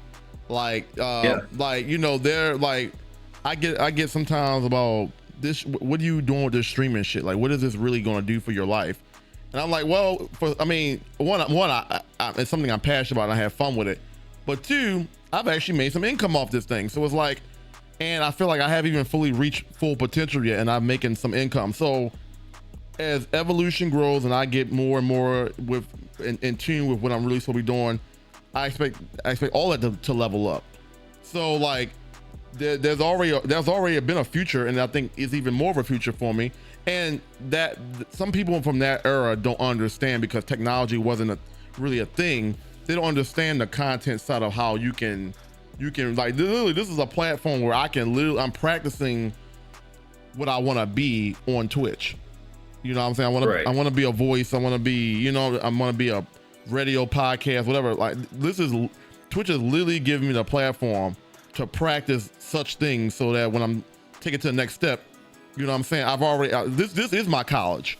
My college is literally me perfecting in my game on the fly to set me up for something bigger. And I'm like, but it don't cost as much. And it don't cost much at all. All it costs is me being as here. Much. Yeah, exactly. It costs as much. It's not college, even close. Not even close. Not even close. So when you look at it from that POV, like, you know what I'm saying? Like, you know, like that's, but that generation, even some people in this don't see it that way. You know what I'm saying? So our parents are just stuck in that way of like, go to college, do this because that's what the status quo is. But then I'm happy for you because you saw things for yourself, and like this is the footsteps I gotta walk, not your footsteps. So it's like, I mean, I know it's easy for you to tell me because you quote unquote you're my best interest, but my best interest would be you let me have my wings and spread them for myself and see what it is and what it ain't, and take those lessons and apply it. But I have to like have the wings first to fly. You not even let me get the wings because you trying to tell me to go do this. You know what I'm saying? Right. So yes, and that's very great to hear about that you chose your own path and look what happened. You already got a whole plan about what you're trying to do. Like, but that never would have happened. You just imagine the course of your life if you had went to college. I'm not saying it, you know. I mean, it could have still been this. Who knows? But who knows? You know. Who knows? You know. So, but I like that you chose for yourself, and I think that's a big message to everybody. Is like your life. You choose what you want to do with it. And even if somebody like, they might be having your best interest, but at the end of the day, you are the person that's making the best decision for your life. And sometimes the best decision isn't always quote unquote the right decision, but then you learn from it. You know, so that's big. That's big. Cause as I looking back on, I'm like, damn, I probably didn't have to go to college because I didn't really get anything out of it other than the fun I had in terms of like the extracurricular stuff, but the actual that's worth it. Yeah, that's worth it, man. Yeah, it was. And, you know, that's the stuff you can't put a price tag on, you know. Yep. Yeah. So that's something that I would you know be honored to have if I were you, bro. I would love to have those experiences. Obviously, it may not have been in the setting you wanted it to be in, right? Well, the student loans, yeah, man. Yeah, or hey, look, man, I get it. Yeah. Believe me. Yeah. And I was thinking about that before I was even in finance, bro. I was like, wait, hold on, how much? You know, oh, nah, man, that's absurd. I couldn't wrap my head around it. It just didn't seem like a good idea. Like, you know, I'm not the smartest dude, right? But I'd say that I could kind of, you know, I consider myself a free thinker, someone who's gonna think for themselves and come to conclusions on my own. And I was like, man, I'm listening to y'all because obviously, you know, you're my parents, and you know, like you said, you caught my quote unquote best interest and so on and so forth. But I'm like, hold on, bro, it's got a math for me too, you know. It's got a math for me too, and if the math ain't mathing, then hey, I just got to throw my hands up. And more importantly, it has to math for you more because you are the person that has to live this life. Your parents are not living your life for you. They can have an influence, but you're not the one living it. And so this has to make sense for me. It makes sense for y'all, but and that's what it was for me when I told you about the whole journey of leaving Xfinity. Like there were people at my job wanting me to stay, obviously for selfish reasons because of my value to the store. But at the end of the day, I had to make a decision about, do I want to continue working here or do I want to freelance and take a gamble on myself and try to do this as a thing? And looking back on, just like you talk about, I'm glad the route I chose. I'm really happy. Hell yeah. You know what I'm saying? Like, yeah, is this breaking the bank? You know what I'm saying? Like, I'm not, no, but I'm having fun and I'm perfecting my game at the same time while having fun, and I'm still getting a lot of abundance out of all of this. So facts. I don't have no and you can't regrets. Put a price tag. That's my second time saying that, but it's true, man. You can't put a price tag on that. I know you know you could have been making all that money at Xfinity or you know or Best Buy or whatever, you know, but hey, man, what's the money worth, right? Yep. That's a whole nother. We talked about that before. Like, money is And whatever. I know that's crazy coming. I know that's crazy coming from the finance guy, but you know, but you know, what's the money worth? You know, Yeah. like the experiences are way more valuable, Yeah. way more, and actually enjoying what you do. That's what life is all about, bro. It's not about making the most money. It is because you only get one life, and what is all that money going to do for you if you pass away the next day? Hey. What you can't take it with you. So like, That's why you have joint owners, and then they take it from you. you. They take it from you, yeah. But I wasn't even able to experience everything I wanted to experience with all that money. You know what I'm saying? So that's why I said, listen, while the currency that we have is very important to the life that we live, one thing I will not do is slave myself for it. And I learned that years ago, like having the extra hours and telling me, come in and you can make this overtime. Like, yeah, but at the risk of my own time. Like that time that y'all saying I'm gaining by making more money being at the store, I could be using that perfecting my craft here. So that's why if you ask anybody that I was working with and they always ask that I want to stay later, I'm like, no, I'm going to get the fuck up out of here. I always said that. I always said that. 5:30 get there, you trying to stay extra 2 hours, and while it's only 2 hours, mentally I'm already checked out. And there's no amount of money that's going to have me rethink about staying there. I'm already checked out. So at that point, I'm ready to go home. You know what I'm saying? So, yeah, you know, I'm not going to slave for it. Like, if that were down, does that mean I never took overtime? No. There were times where I need the money. But in regular occasions where that wasn't really an issue, I'm not pressed because I realized my time is more valuable. What you do with your time is valuable. So people always talk about, you know, you spend a lot of time on Twitch, and those hours that I put in has been literally helping me perfect my craft. How can you perfect your craft if you're not in the live scene actually living it and learning as you go? So so as many hours I'm putting in, I'm also learning about myself and how to perfect my game to take it to another level and seeing what are my strengths, what are my weaknesses, and how can I work my ass off to perfect what I'm already good at and work on the things I need to work on. So, but all of that happens because of being present in the moment of doing whatever I need to do that I want to do. Hell yeah. And I wasn't getting all of that working at Xfinity. As a matter of fact, they were taking away my time from doing all that. And I talked about this. Literally. I talked about this a couple weeks ago. 24 hours in a day, you work 8 hours a day. Okay, take 1 or 2 hours prep to get ready to go to work. So you add that 2 hours onto the 8, that's 10. And then feeling however you feel after work. I'm not saying everybody feels exhausted or whatever, but that's another just unwinding phase of after getting home. That's another 2 hours. And then you got sleep. Right. You got sleep, which is, they say you're supposed to get 8 hours. Let's just say you get 6 to 7 hours of sleep. That's 18 to 19 hours. So you really only got 5 hours of you. And that's just ballpark numbers. I'm like, well, how can I cut that number in half where I have more time for myself and still be able to get some money? And so I had to realize, I had to get the scale out. What is more important to me, my money or my time? And I had to make a decision. And at that time, and still is today, the time is more important. And so that's a decision I had to make for my life. And I never really looked at the severity of that decision until recently. Like, not a lot of people are willing to risk their job for an unknown. And I had to really sit there to myself and think like, damn, you did make a power move, because that is a big uncertain move of just a 70K, 65K a year to whatever this is going to give me. You know what I'm saying? There has to be a level of, I'm confident in my abilities. What did she say? Steeler was gatekeeping. What did she say?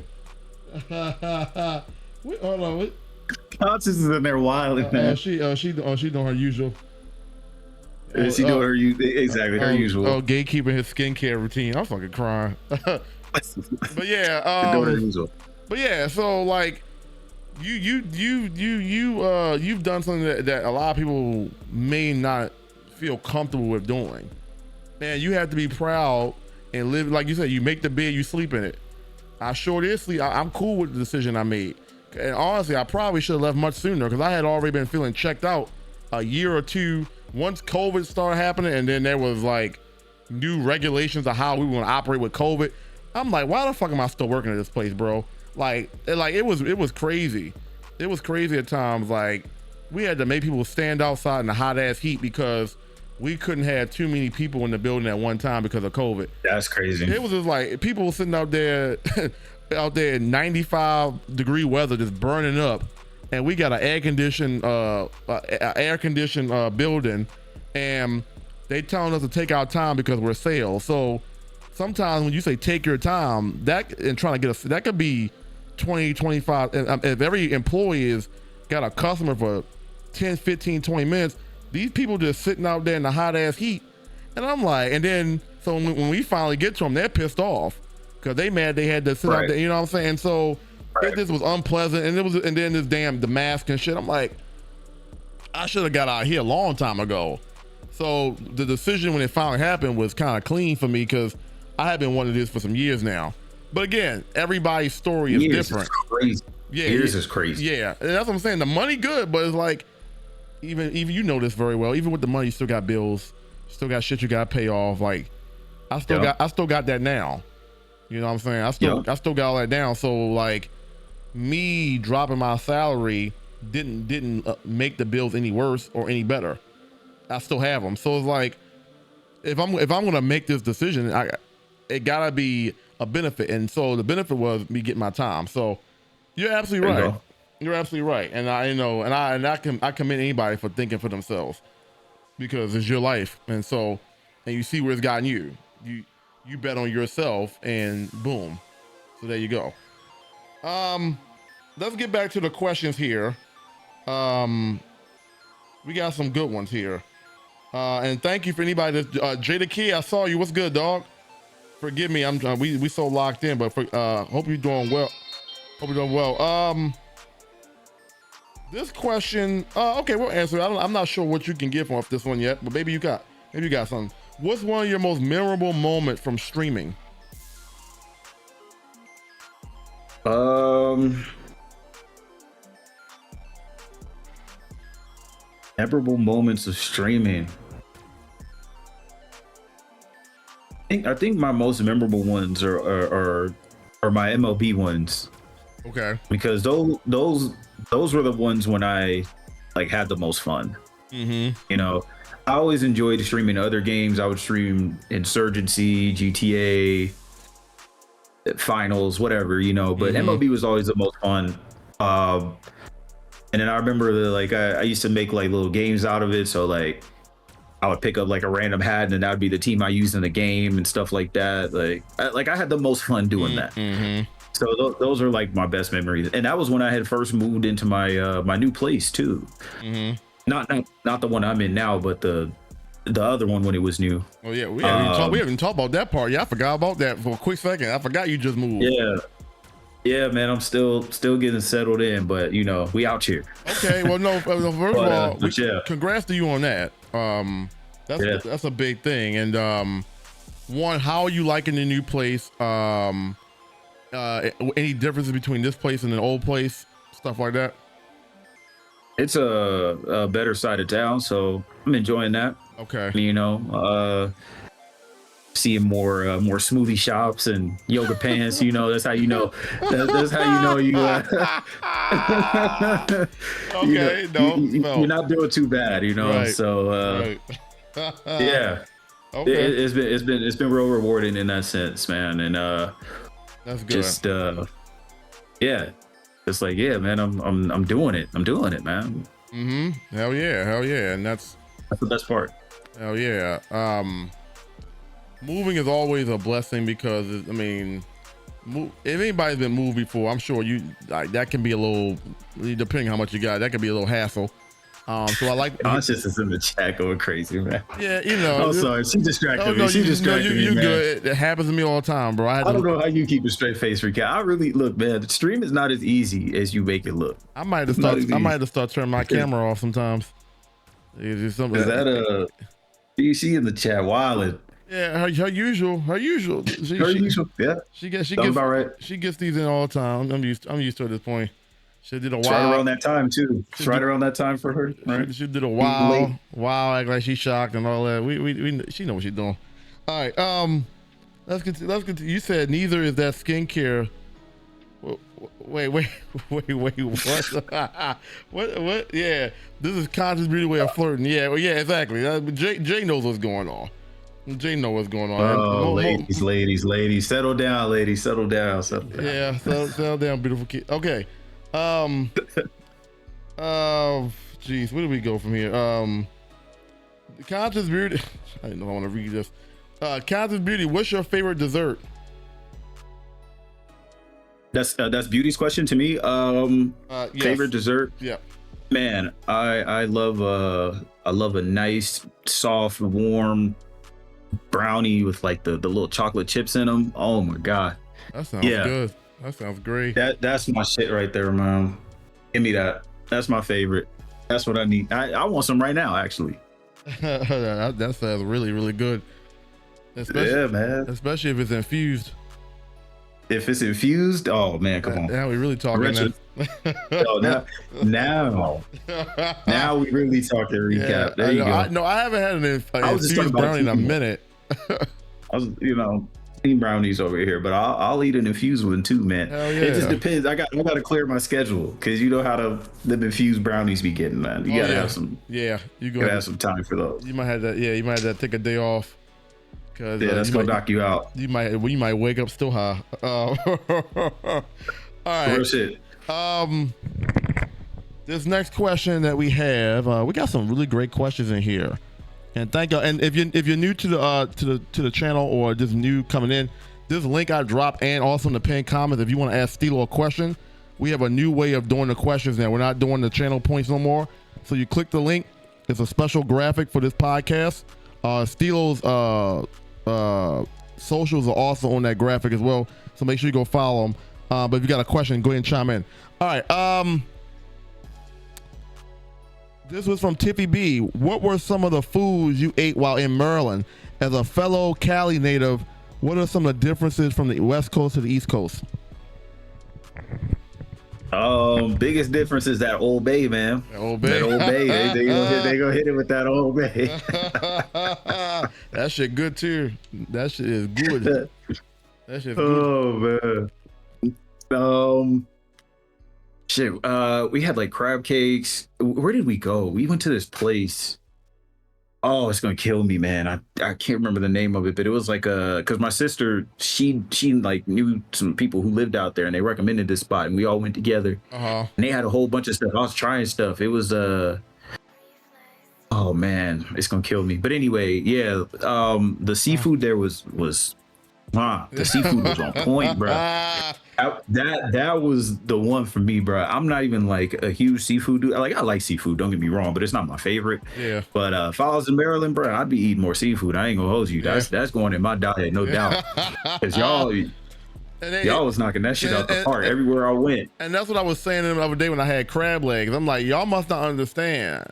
These crab legs are fucking fantastic, bro. Get a little Cajun, a little Old Bay on that thing. Oh my god, bro. Yeah. Yeah, you talking that talk. Yeah, I love me some crab, bro. Like, but yeah, the crab cake, and that's what I was telling you. Crab cakes, yup. That's what I was saying the other day. Like, you'll know if a crab cake is good or not by the price. If I go somewhere and I see a crab cake for $10, I know it's not good. It's not crab. It's 85% bread, 15% crab. But like a one solo crab cake should be about $20 or more. That's how you know you're getting a good one. So I'm glad you enjoy yours because the seafood is really, really good. You said seafood fucks up your pH. She said you're making me hungry. I want some oysters. Do you eat oysters, Stilo? I don't. No. Okay. I think it's a fair question to ask from earlier, but our earlier guest Elise said he eats squid. Have you tried squid? I have actually. Okay. What was your thoughts about it? I mean, it wasn't bad. I thought it was gonna be, pretty sick. I'm not gonna lie. I was like, man, I really don't want to eat this. Right. But the baddies eat seafood is real. That's real, Jada Kid. The baddies eat seafood. That's real. You go to boiling crab. You're gonna see all them baddies in there. Hell yeah. They got the little what you call it the bib or whatever, and they throwing down, bro. They all in it. The fish. Real talk. The fish bring up the fish. That's crazy. That's crazy. That's crazy. Oh shit! But no, I'm telling you though. I'm glad you had a good time. With the gloves, for real. That's real talk. Nah, Jada Kid knows ball, bro. Jada Kid knows ball. Yep. W. But oh shit. yeah, man. West Coast got good food too. Okay. West Coast got good food. Don't get me wrong. Yep. Yeah, y'all shit was hidden. Hell yeah. Well, I'm glad you had a good time. And I guess my follow-up question to that was, based on your experience, would you come back again? Oh yeah, you know that, yeah, bro. Okay. I would love to go back. I would definitely, link up with you in the future. I don't know when, because I got some other ballparks we got to hit, but no, for sure. Maryland's back on my list. You still gotta go to PNC, right, or whatever they call it now, Pirates. Yeah, PNC. Got to go to Philly. Pretty much all the East Coast. All the East Coast. Oh yeah, because you said you haven't been to nowhere. Okay, yeah. I'm thinking about going to one of the Philly state, not the Philly, one of the PA stadiums soon. We was debating that when we were there too, but we just were like, we don't really want to make that drive. Yeah, it's a drive. It wasn't a horrible drive, but it was like, we only have so much time. Yeah. So it was like, yeah, that's catch it on the next one. That's about maybe like 4 hours. Something like that. Yeah, from where you was at, about maybe 3.5, 4 hours. Maybe like 4 hours. Yeah, about 3.5, 4. I think that's what it was. That's basically like LA to Vegas. So, yeah, we were like, we could do it, but I don't know. So on the next one, if I'm in Pennsylvania, bro, I'll let you know. Okay, that's a bet. Hell yeah, because I've been. Certain parts of Pennsylvania is a short drive. Like a place like York, Pennsylvania, that's about like an hour from me. And when you get to Philly, it's a little bit longer. I had never been to Pittsburgh before, so I think Pittsburgh is a little further out than Philly. But yeah, I'm definitely looking to go. I definitely do want to see Pirate Stadium because it's like one of the better ballparks in all the major league. And so is Philly. Citizens Bank is nice. I've always seen Citizens Bank from the outskirts, but I've never actually been in there. So be something to look forward to. I've been to Philly quite a few times. So yeah. All right, let's move on. This is from Dopamine HQ. He said, "What's your favorite drink?" My favorite drink? I'm assuming he means like alcohol. My favorite drink, I don't know, man. Like I really love a nice cold beer. I don't know what it is about beer, man. Like I wish I didn't enjoy it so much because it's just all empty calories. Right. It's literally empty calories, and you got to drink so many of them to get to where you want to get to. But man, there's something about just like a nice crisp beer that's great. But if I'm drinking a cocktail, you know what? Lately, I've been drinking more old fashions. Okay. Yeah, like if I go to the bar and I order a cocktail, I'll get like an old fashioned. Okay. I enjoy the. It's just liquor, It's none of the sweets and none of the sugar. It's none of the. It's just me and whiskey, Yeah, hell yeah.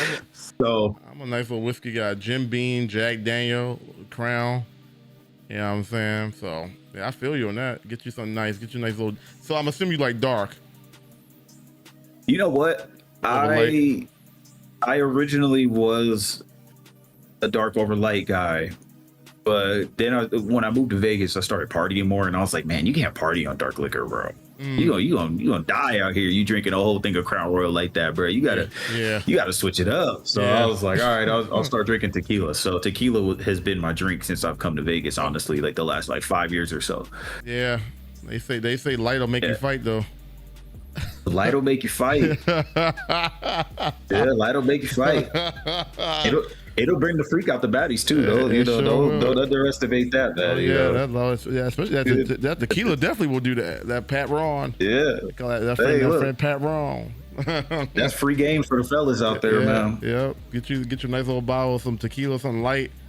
Give them a couple shots on there. Yeah, the pain's coming off. Oh yeah, Hey. Beauty no. She probably one of them people that used to get naked off that tequila. Hey, I'm just saying. You Look, know? Yeah. proof in the pudding. Yeah. Listen, nobody judges My you. theory not failed.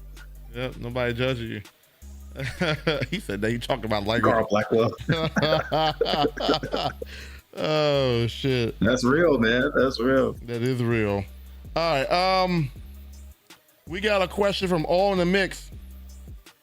First of all, shout out to you. Stranger on a deserted island for a year. What 3 albums are with you? Ooh. That's actually a really great question. To get you through 1 year. Oh shit! Wow. 3. Wow, man. That's pretty crazy. It's pretty crazy. I'm trying to think of 3 for my damn self. Like, what the fuck? 3 is pretty crazy. Speaking of which, I just got a record. I haven't opened it yet. I want to share this moment with y'all after I answer this question. I want to open up this record and share this excitement with y'all once we move on. But 3. I guess I gotta go with like my favorite albums. So I don't know if it counts as an album. It's more of a mixtape. I don't know if I could bend the rules like that. But Cushion OJ. Okay. Cushion OJ. Okay. I'm definitely taking that with me. I feel like that's a very that's island vibes. Right. I can listen to Cushion OJ while I'm on the island. You know? Deserted Island. Yep. Right. Yep. There's some player shit on there. You know, there's some motivating shit on there. It's real cool, calm, laid back. I could listen to that on the island for a year. So Cushion OJ.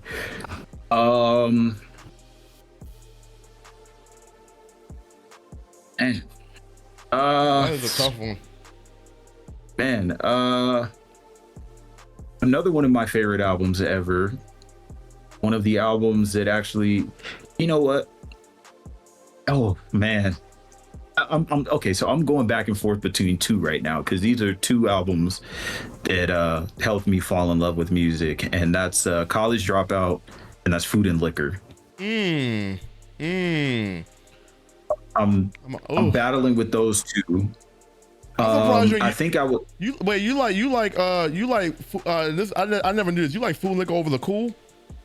I do. Oh, okay. Yeah, I do actually. Okay. Yeah. Then I didn't know that. I think both are phenomenal. Don't get me wrong. Yeah.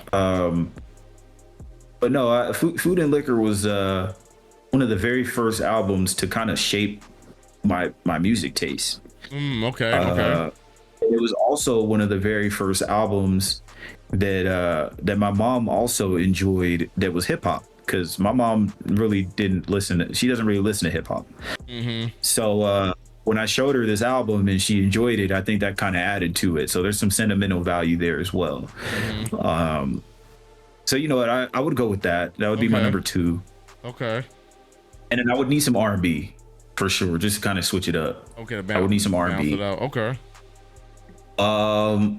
What R&B would I take? Man, there's so much R&B. It's a toss up though.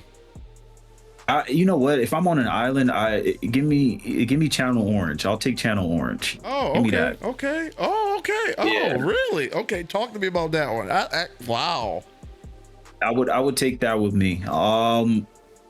Because I think of you know what song came to my head when I said that? I don't know how familiar you are with Frank Ocean or the chat, but Sweet Life, that came to my head, and I was like, yeah, that would be a great song to listen to on an island for a year. So I think Channel Orange. I wasn't expecting to hear Frank Ocean out of all of that. That's actually a really good one.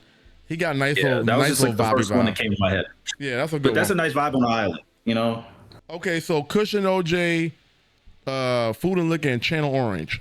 So that's a little bit of everything. okay. I think, you know, With you got your Lupe. insightful shit. You got your insightful shit with Lupe. You know, if I want to listen to some crazy raps, I got Lupe for that. You know, if I want to listen to some laid back raps, I got Wiz for that. And then, you know, if I want something that's not rap and, you know, a little smoother, then, you know, I got the Frank. So yeah, that's kind of my mindset. Okay, I like that. Can we get a clap it up for that? I like that. I like how you broke it down. That's good. Yeah. Good stuff. Okay. Good stuff. And Trey, great question, by the way. That was a really great question. Great question. Let me refresh this just to make sure we ain't got no more questions. I mean, any other questions? If y'all got y'all questions for Stilo, drop in that link up on the pin chat. I'm not sure who this is from, but this is a great question. What are the best ways you personally use? What are the best ways you personally use to keep your mental health strong as a man? Ooh, damn. That's a really good one. And I have been in the dumps. I'm not gonna lie. A few years ago, actually, I was down super bad, man. When you say like what year is it? 21, 22? What? This is probably 21-ish to 23-ish. Okay. I want to say. Yeah, because when me and you had talked at one point in time, I had got those vibes from something was going on. But elaborate. Yeah, I was down very bad, actually, and that was when my relationship with alcohol had really got bad too. That was when I was just drinking to drink, honestly. And it's funny because that was the moment that taught me like money can only get you so far, because I was making more money than I'd ever made during that time. I was partying, I was, I had a good job. I was doing this, I was doing that. So on the surface, like everything was great. There's nothing to really complain about. Just, had just got my own spot for the first time. I was feeling accomplished, and I was still down bad. There was something missing. And then that's why I say fitness, man. Fitness is one of the best things that I've ever implemented into my life, truthfully, because it helped me during that time. I ended up getting into the gym because I was at a point where I was drinking every day for years. I was drinking every single day. And I was like, man, I got. Was it like, damn, really? Was it like that? Damn, I didn't know you was like drinking like that. Wow. Oh yeah, I was drinking, man. I was partying. Yeah, I was going out partying every weekend, literally like every weekend. Yeah. Sometimes multiple times in a week. Wow. Yeah, I was partying hard. I was in Vegas, man. I was young. I was in Vegas. I had money, Right. And makes sense. Yeah, I forgot where I was going with that, but yeah, I remember implementing fitness because I was like, oh yeah, because I was like, man, I've been drinking so much. I want to try to do something to counter this, right? And what better way than to like do exercise, because I was starting to get that gut, and I was like, man, I got to do something about this. Right. So exercise. What I got now. that is the simple answer, man, for whoever's out there. For your young man, simple answer is exercise. Why? One, it teaches you discipline, right? You have to be able to do it, you have to do a repeated task several times. You have to be committed to it. You have to have a goal, and you have to stick to it. Reason number two, it teaches you delayed gratification, right? Especially in today's world, everything is so instant, quick, and so fast and so instant that I can go on Google right now, type in anything I want, it's going to pop up in 5 seconds. So being able to exercise and to understand that, hey, this is going to take some time. It's not going to happen overnight. You're not going to lose 20 pounds in one night. It taught me that as well, and that also helps with your mental health.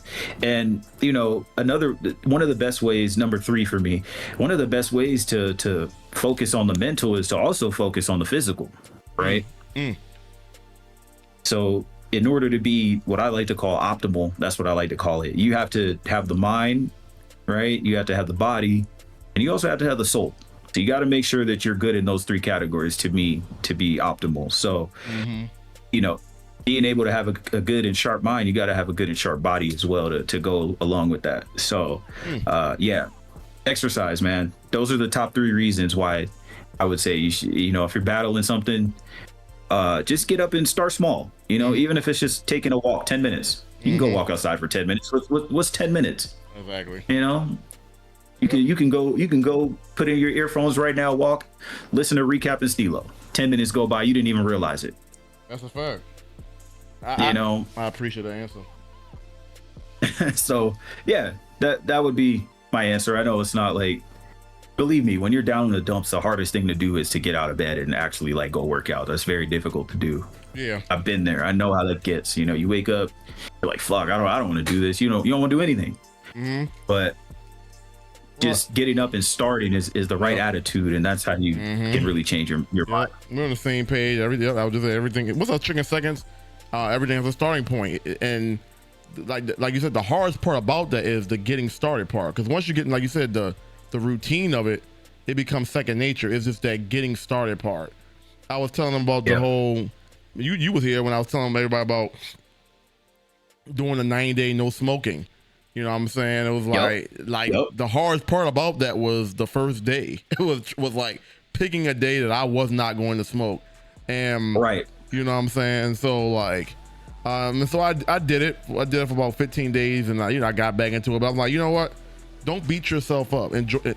Be appreciative of those 15 days, and next time you go on this run, make it longer. You've already shown yourself you can go 15 days, you know. And so I like that delayed discipline, bro. Like, you're not going to get the results quick, but you have to believe in the process. The process is what's going to get you the results, and you're not going to get that overnight. Exactly. I learned that through. I like how you brought it to exercise. I learned that through like when I'm not feeling well, like, and they tell you to take this and blah blah blah, and it's like, and you want it to go away within minutes or whatever when you take it. You just have to trust the process that your comeback is ultimately going to lead to you on your recovery.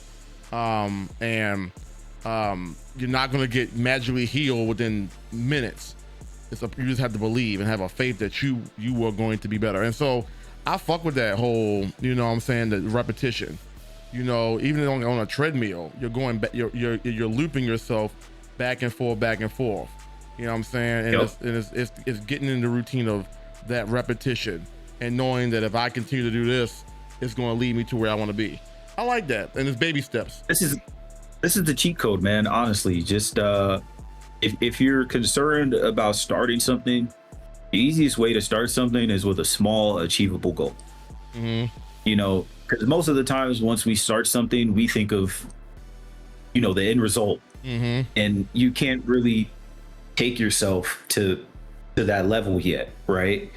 Because in order to get to level 100, you know, if you're grinding on a game, in order to get to level 100, you got to get to level 1 first, right? You got to get to level 1, level 2, level 3, level 4, level 5, and then you get to level 100, right? It's the same way. Small achievable goals. Think about how fast you rank up, right? You play Call of Duty, play one match, shit, you done got to level 3 in one match. Right. You know, so it's small, it's a start, and it's very achievable, and it's very rewarding. And then before you know it, you know, you're exercising for 30, 45 minutes when you just started at 5 minutes 2 months ago. Yep. You know. Yep. And I can appreciate that from you, because you're a worker. You've always been a worker. Your IQ is good, and there's little principles like that. So that's exactly what I be talking about when I say, you know, I love doing this because I get to hear so many perspectives and so many point of views. That's a really good one. Delayed success. You know what I'm saying? Like, I just have to trust that if I do this, I will be successful. I'm not seeing it. It all goes into having a faith. I can't see it, but I know if I continue to do this, I should get here. I may not can see it. I may not even get the results right then and there. It's a belief and a faith. And I mean, we had that comment. That's the whole comment I was talking about the job. Like, I just had to have a faith. Like, you wouldn't be driven to leave this space if it wasn't for your well-being. You just have to have a faith that everything's going to play out. And so that's very, very commendable. Great question and a great answer. We got I think it's the last one question. second before the next question. Okay. Let me just plug this charger in really quick. Okay, and I think he was trying to show us something too. I forgot what it was. We'll give him a second. Carl Blackwell, what's good? Carl Blackwell, welcome in. You might have already been here, but great to see you. Chicken Seconds, what's good, baby? Dopamine, welcome in. You said you battling alcohol? Yeah, probably I was thinking about what's up, Dope Boy Magic. I was thinking about 3 albums. I'm like, Just skincare line. Kanye, Late Registration, is one I listen to. I still listen to that fucking album. Great album. Yeah, Pete Rock, CL Smooth, The Main Ingredient, and Great album. great. And I'm still battling. I'll get to a third one before this podcast. I'm sitting there thinking like, Stranded Island. What the fuck would I take with me? It's got a Kanye album got to be in there. I mean, it's a toss up on which one you want to pick. But if you ever listen to Pete Rock and CL Smooth, Main Ingredient, that may be one of the gems of album. The gems, like, if you know, you know. I haven't thought of a third one yet. Well, okay, but yeah, I was saying you was going to show us something, and I forgot what it was that you were trying to show us. Oh yeah, because we talking about music. Yeah. Just wanted to unbox this. You know, it's a new record. Oh. Okay. Yeah, let me get this out the box. Dope Boy Magic, what's good with you?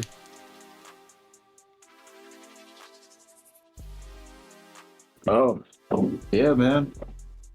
So this is new, just came out. It's called Cry Baby. Oh, Vince Staples. Giant baby on there. Giant baby on the back. Can you slide over just a little bit? I don't think we can see everything. Oh, yep. Okay. There you go. Okay.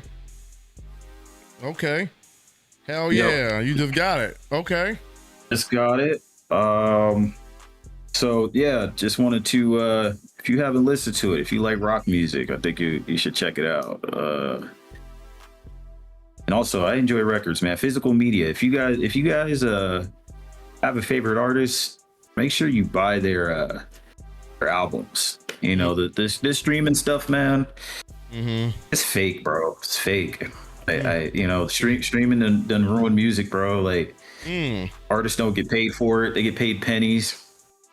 And if you really want to see your favorite artist succeed, physical media. Thank you for. Can you talk more about that?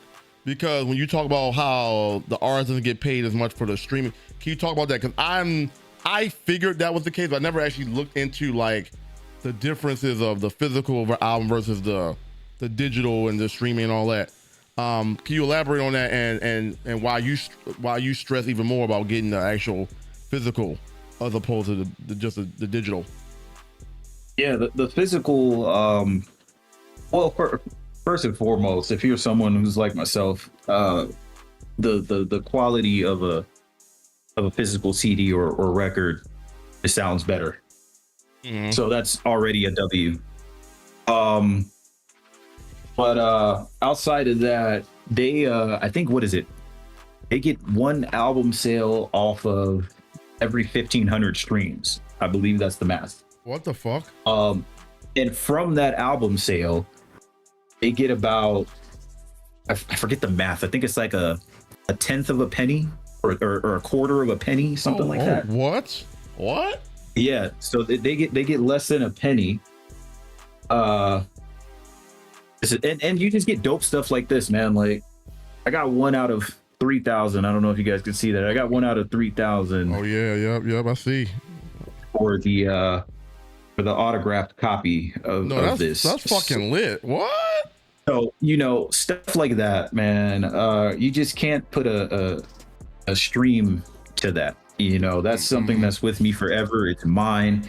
If they take it off streaming right now, I can still listen to it right now. Yep. Yeah. You know? Yeah. That's a very good point. Yeah, but yeah, the labels are trying to get people to stream so they can pay the artist less. Essentially, is the gist of it. And that's crazy how that even like that. Oh man, there you go, guys. It's an American flag. That's beautiful. That is beautiful. Yes, sir. That is beautiful. Sir. And I know you fuck with Vince Staples too. So I guess that leads me to my next question. What about his music that you fuck with, and what are maybe 1 or 2 songs that you recommend people should listen to from him? I really connect to his music because I think he's a really strong storyteller. Like I said, you know, food and liquor shaped a lot of my music taste, and obviously Lupe is one of the elite storytellers. Yeah. So I gravitate towards artists who tell stories in their music, and he does that. I also appreciate how every time you listen to him, it's a different album. You know, like he's not just giving you the same regurgitated copy paste album that he did last time. You know, right. He's gonna give you a new experience every time. You can play this one, whole different sound. You can play this one, whole different sound. You can play this one, whole different story. You know, and I appreciate that. Okay, that's a W, Stilo. That's a W. So, Yeah. okay, we got some new questions for you, dog. I'm just keeping an eye also on the score of this game. Look, the Knicks are getting spanked. Yeah, the Knicks are getting spanked, boy. They getting that belt to ass, baby. Yeah. Belt to ass. So much for home court advantage. All right, and it looked like they had a good quarter. The score is 90-75, and they had a plus 12 quarter, so the lead was even worse than that. Good Lord. Right. Okay. All right. Next question we got is from Sweets B. And Sweets B, thank you for chiming in.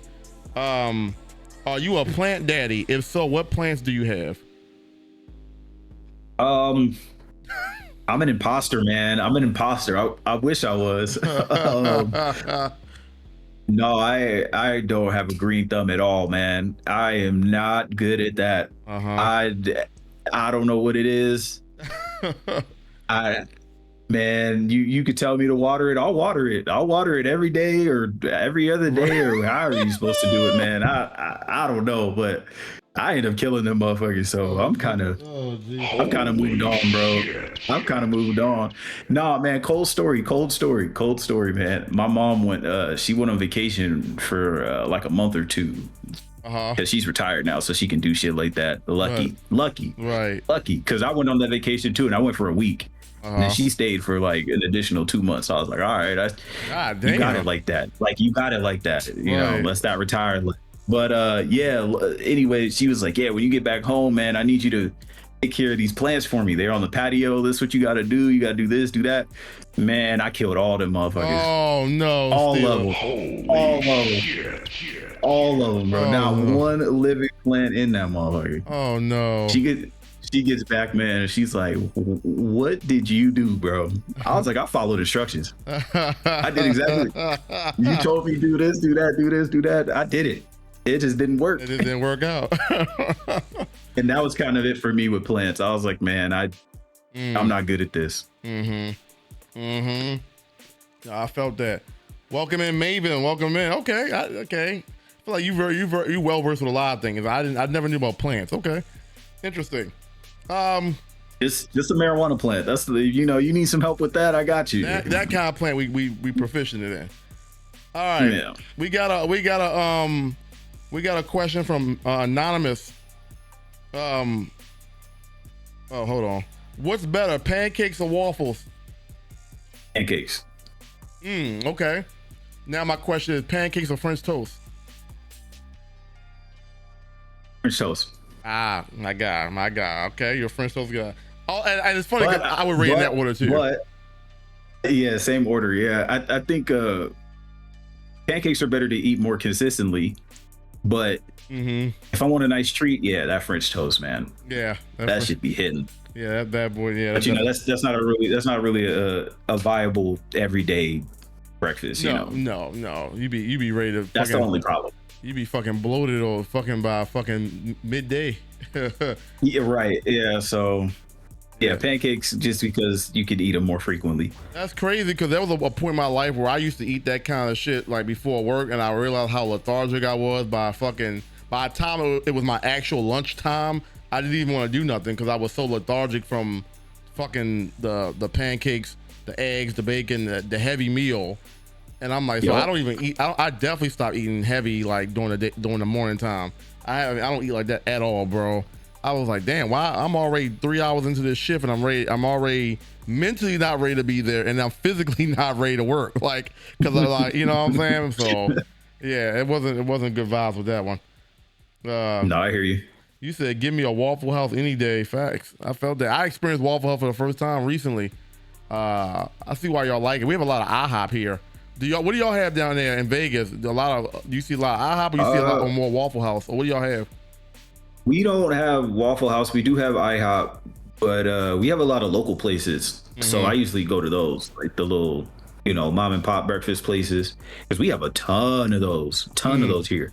And then I just came to this neighborhood, so there's one that's across the street. Actually, it's called like the Cracked Egg or something like that. Okay. Yeah. I've been meaning to go try that. I enjoy those little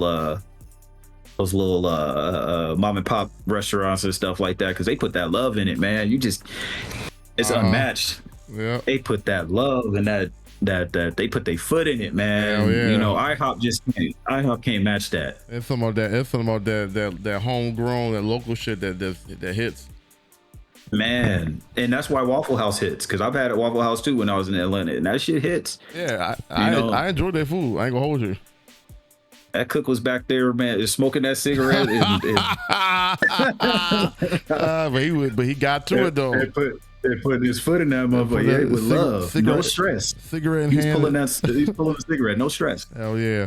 He said French toast is just dip bread and diabetes, but I like it though. Facts. Oh, can't eat that every day. Oh boy, playing with your belly button on stream is wild. This man, bro, flicking ashes in your food. That's a secret ingredient, shit, all along. Y'all didn't know that was it right there. Shit. No, flicking ashes in your food is wild. All right, okay, that was a great question. We got that was a great question. We have Y'all are great, man. W to the chat. No, I love these questions. I love the interaction. I appreciate y'all. What's your best motivational song that you listen to when you're feeling down? From Anonymous. Want to remain anonymous. I haven't felt that way in a while, which I'm grateful for, honestly. Probably Black Widow. Man, what's a good song when I was feeling down? Man, that's a really good question. Shit, let me go through my iTunes real quick. Give me a second here on that one. That's a really good question. I always attribute Kid Cudi to playing a role in saving my life. I got to give Kid Cudi some credit, man, because that Man on the Moon 1 and that Man on the Moon 2, man, that got me through some dark times. I'm not gonna lie. Yeah, they're very great albums. Very great albums. Those albums made me feel like I wasn't alone. So I really appreciate Cudi for that, man. Which is why it hurts me to just see him get washed like that by Lupe, bro. It was crazy. I thought Cudi would put up more of a fight. I'm not gonna hold you, but nah, he cooked him, man. It was one of the Sky Might Fall round was like, that's crazy, bro. Like Sky Might Fall is one of my favorite songs. And to see it get obliterated like that, I said, "Wow!" Obliterated. What was it about? What was it about? Lamborghini? What beat? It was Kick Push. Kick Push beat it. Kick Push. Yeah. But it's Kick Push. But I mean, you can't be mad.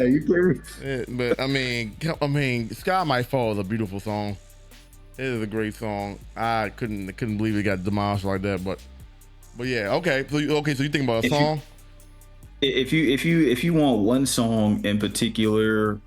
I don't know if y'all are familiar. I'll drop a link in the chat for YouTube, because he's not a very highly known artist, but his name is Saba, and he has an album. It's called Care for Me, and there's a song on there called Smile, and that would be like a really good song for me when I had those feelings of being alone. So okay. Yeah, I'll drop a link to that in the chat. I think that's a good one. That's just a great album in general. I'm an album guy, if you guys haven't been able to tell by now. I really enjoy albums over like songs or playlists or singles. Like I like to listen to bodies of work, Hell yeah. But this is one song in particular that really got me through some dark times too. Can somebody do me a favor and copy that link and put it into the Discord and the music? I appreciate that. Definitely gonna go listen to it. Okay. W. If you were the last person on Earth, what would you do? Last person on Earth? Man, I don't get not one other person. I can't even try to recreate the human race. Is this you? Just me. I mean, what do you do, bro? I'm the last person on Earth. Well, first thing I'm doing, I'm not gonna lie, I'm probably gonna go to Six Flags and ride all the rides because there won't be any lines. So yeah, that's what I would do. I'm a big roller coaster guy. Well, who operating the vehicle? Who operating the roller coaster? I'm hopping in. I'm hopping in, man. I'm pushing the button and I'm hopping in. I'm strapping up. I'm strapping up. Just me. I'm pushing the button. I'm hopping in and I'm gone. Oh, you are literally the last person on Earth, so I guess you literally got to do everything. What else would I do? I would eat whatever I want. I'm sure there's animals here included, right? There's animals, so you know, right. I'm gonna get myself a little farm. I'm gonna get myself a farm for sure, and you know, try to get all the food that I want, and then like get all the pigs, all the cows, all the chickens, and everything, and then just essentially. Just keep making each other, and then I have like bacon, unlimited supply of bacon, unlimited supply of chicken, unlimited supply of whatever I want. That's a good way of thinking, though. You gonna make sure you're taken care of. I gotta eat, man. And, I'm gonna have my tomatoes and everything. I'm gonna have the whole nine, man. I'm gonna be out here eating good. If I'm the last dude on Earth, I gotta eat good. I'm eating good, no doubt. That's a good way of thinking, though, in terms of like knowing how to live without needing other people. You know what I'm saying? Like, that's a good way of thinking. Like, okay, nobody else is alive. How would you survive? And that's I never really sat there and thought about like, how would I survive like that? So hearing your answer is very refreshing. That's what I would do, man. And I would have to make sure that I gotta live somewhere too that's livable. So I would move somewhere like because I'm not gonna be the last person in Vegas. That's trash. No, I'm not gonna be in the desert just by myself. Nah, fam. I'm going somewhere where I've got some water and stuff like that. Yep. So yeah. Hell yeah. All right, great. That's what I would do. Great question. I appreciate that. Next question we got from Conscious Beauty. How often do you change hairstyles?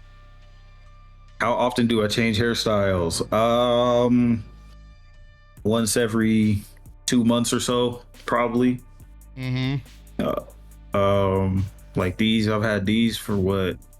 Probably like a month and a half. Probably rock the fro for about a week. Let my hair breathe a little bit. You got to keep it in its natural state for a little bit. You can't just keep it braided all the time. That's bad for your scalp. Yeah, so probably like once, and then I'll probably rock the fro for like a week or two, and then I'll just go to my braider and I'll just tell her like, yo, you can freestyle, just do whatever you want, and then she'll just do whatever she wants. Yeah, that's it.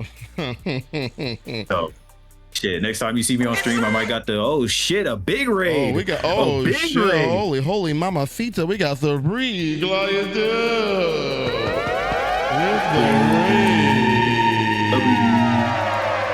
is going on, Supreme Maxi? Welcome in.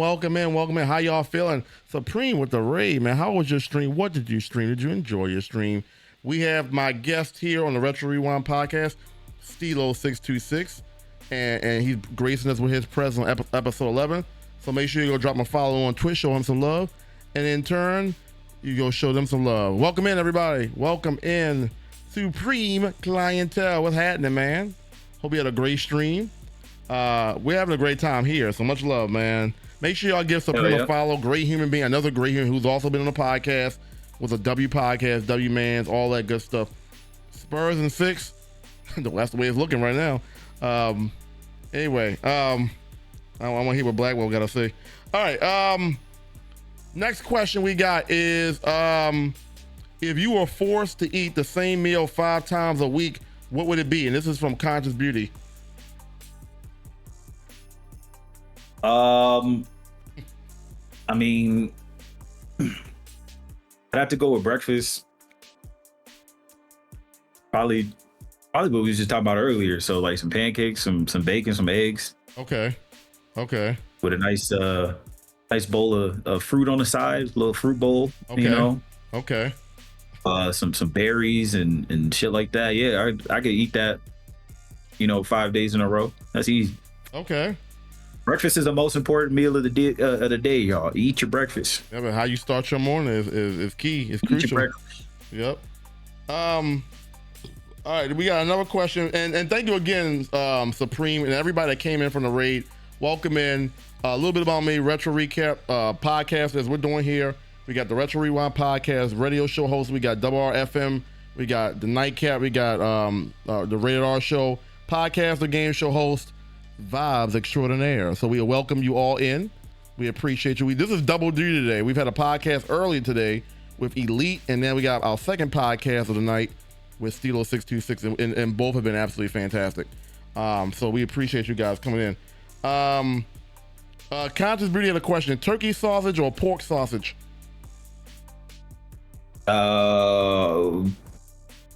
Taste pork, but sustainable turkey. That's a Stilo answer right there. That is a Stilo answer right there. Sure, the taste pork, but for longevity and sustainability, turkey. That's a Stilo answer, man. That's me in a nutshell, man. For real, yeah. That's it. Yep. That's funny as hell. Shit. From anonymous, they want to know, what's your current workout routine? Our workout routine.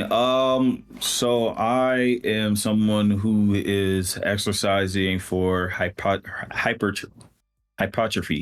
Okay. Which is just, in other words, muscle gain and muscle mass.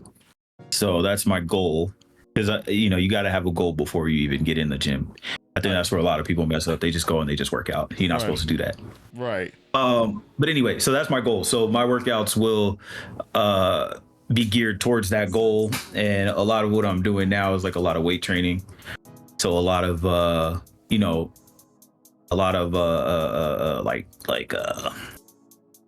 what do you call it? Bench pressing. A lot of I do a lot of pull-ups now too. Pull-ups is one of the best exercise you can do, guys. Mm-hmm. If you can do a pull-up, that's real strength. So yeah, pull-ups. I've been doing a lot of pull-ups lately. Legs, you got to hit the legs too. You don't want to be that guy that's swole up here and then you got the chicken legs, bro. Don't be that guy. Mm-hmm. That's not a good look, bro. Don't be that guy. Hit the legs. Don't skip leg day. Right. And on top of that, look, man, you work on the legs, it's gonna help with your performance with the ladies, fellas. I'm just gonna say that too. Get the leg day going. Okay. But yeah, you gotta hit the legs. I'll usually do like squats, leg presses, stuff like that. Trying to get those gains. And then that's why breakfast. You gotta, I usually work out in the morning, come home, eat a nice big breakfast. Mm-hmm. And then you good. See, Carl know. Yeah. Blackwell, his hoes. He knows. He knows ball. So yeah, that would be like my workout routine right now. Okay. W mans. All right. This question came from, I'm not sure who put this in here, but I'm gonna assume you, because we talked about you. Well, their question is, what's been your favorite WR podcast so far? I'll extend it to, out of the one, can you talk more about the ones that we've done so far? Like, you was on your solo one, you was on the one with Mike and Hassan. Can you talk about those two podcasts, and if there was anything that you gained out of that from being on either one of those? Doing it with Hassan was my favorite one for sure. Mm-hmm. That was really fun, because I know that the retro community doesn't really know him. He doesn't really, he's not really active in here. So for them to kind of see him and get to know him, to know my right hand man, I thought was really dope. That was really, really dope. Mm-hmm. We brought our craziness to the Retro Recap show. Yeah. And it was fun. That was probably my. But this one is also a really close second because this one's a really good conversation. The community's got really good questions. Yep. It's been a while since I've done this too. It's been a couple years. So yeah, this is probably one of my favorite ones too, after the Hassan one. Yeah, and it's funny, to this date, out of all the pods, we're in season 5 now. We started this back in 2021. Your podcast with Hassan is still the only podcast I've done with 2 people at one time, in terms of like at the same time. Like y'all both being on the show. I have never done a podcast since then or before where I've had 2 guests on at the same time. So y'all still on a piece of history in that regard. And it was a great podcast. Like I said, I hadn't talked to Hassan in some years, so it was great to catch up with him. And I do want to ask you about that because during that time y'all was doing the Mike and Hassan podcast. So what happened with that? Like, is it people just got busy or? Life happened for both of us. I remember the situation happened with him. With the wildfire. Especially with his situation. Yeah, that was pretty devastating for him, and he was just trying to get back in that mental space to be able to do this again. And that was definitely a factor too. And it's me. I got really busy at that time too. I was focusing on getting those licenses that I was talking about earlier. I was studying and trying to pass those tests and all that. So that was like my main focus at that time. So just a lot of things happened at once, and we just really never got back up from it. And I figured, because I know when I got back into the space, that's kind of what I was talking about, the Mike and Hassan podcast. But still, great episodes. Can you do me a favor? I don't have it in front of me. Can you drop the Spotify Tuesday in the chat if anybody wants to go check it out? The episodes that y'all did. Do. Okay. All right. While he's doing that, so Mike and Hassan had a podcast. They had a collab podcast that they were doing. And so that link that he's getting ready to drop is exactly the podcast. If y'all want to go follow and take a listen to it. I'm just taking a look at my notes. We talked about your background, born and raised.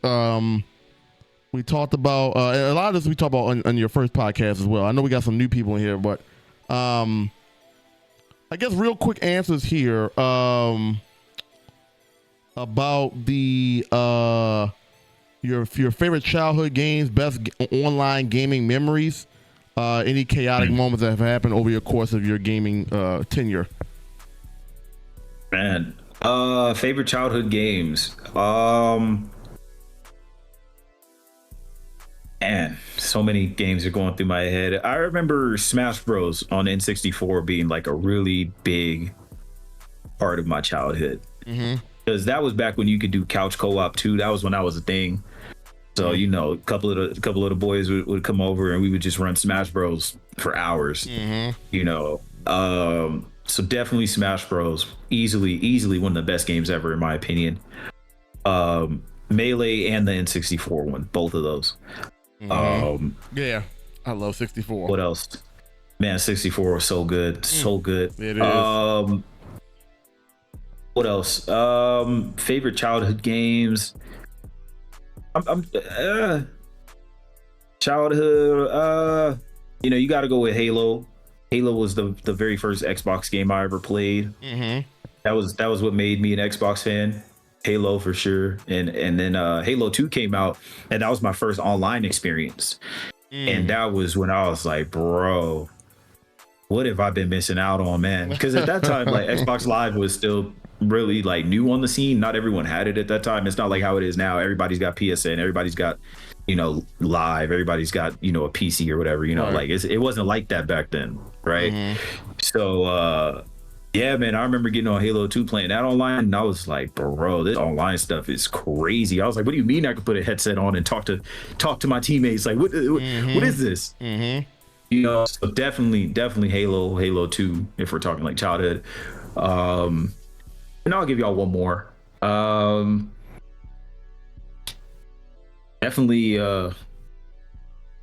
Definitely Conker's Bad Fur Day 2. Ooh. And the reason that's one of my favorite games is because I remember I was probably like, I had to have been like 8 or 9, maybe like 10 years old max. And I remember going to GameStop and I saw this game and I didn't know anything about it. But I saw the little squirrel on the front, and I was like, man, what is this?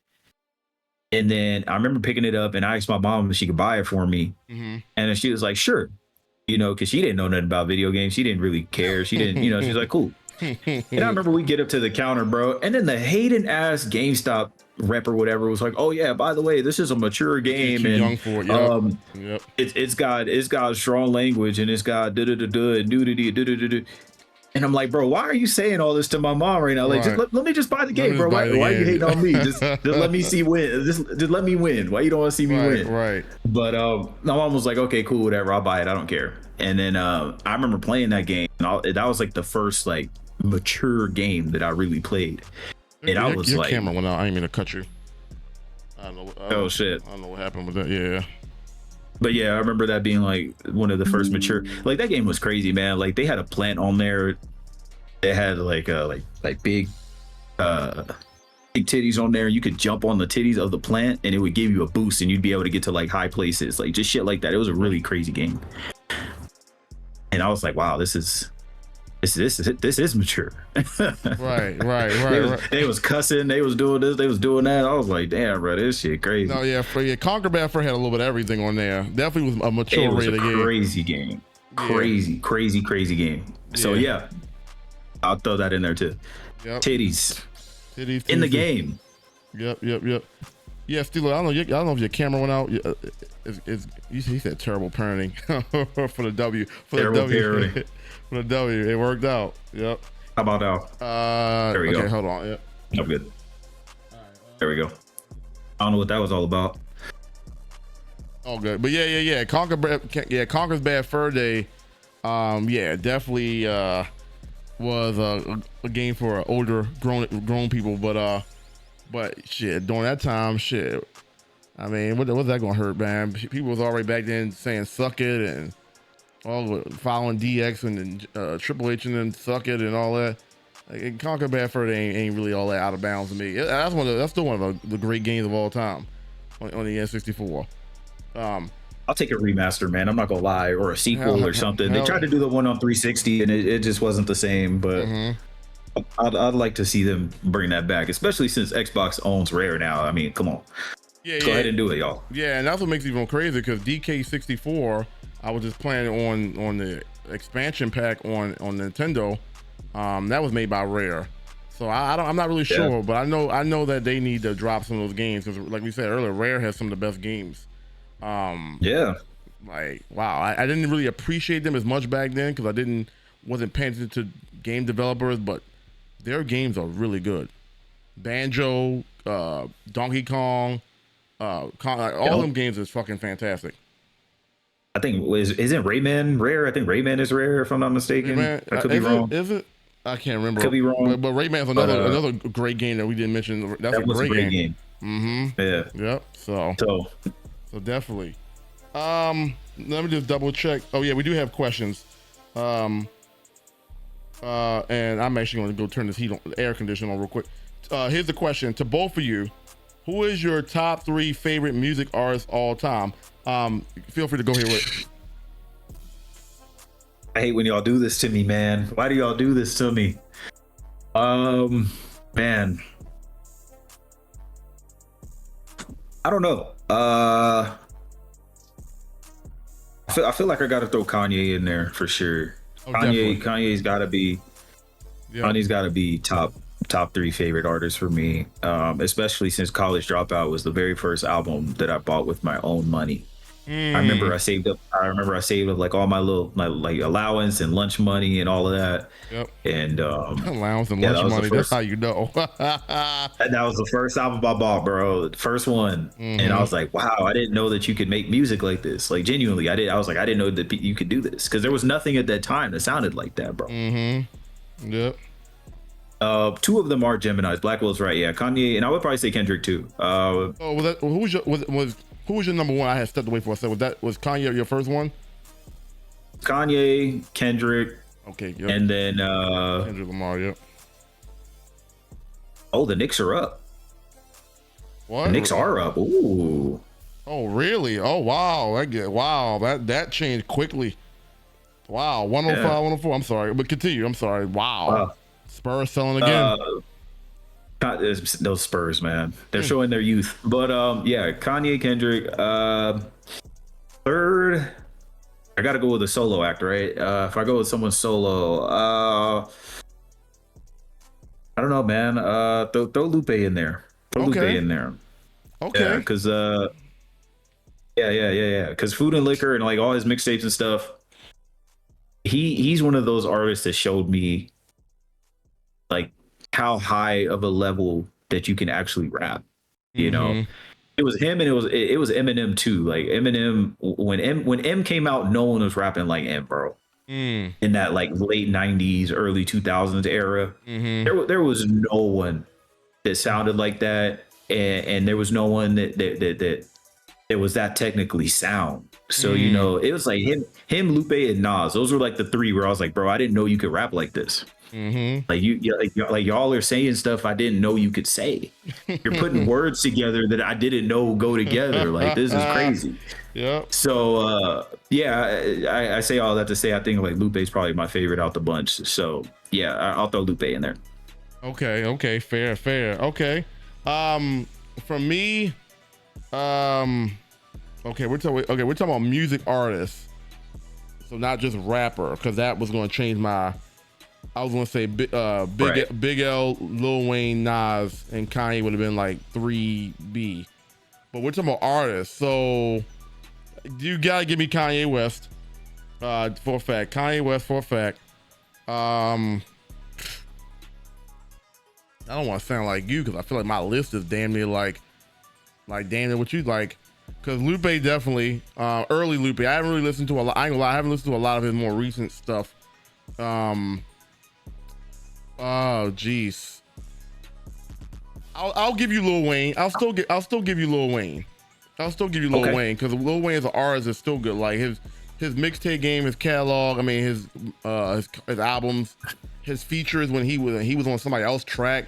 He made their songs better than their. You know what I'm saying? So he did. Lil Wayne's the only person that really did like that.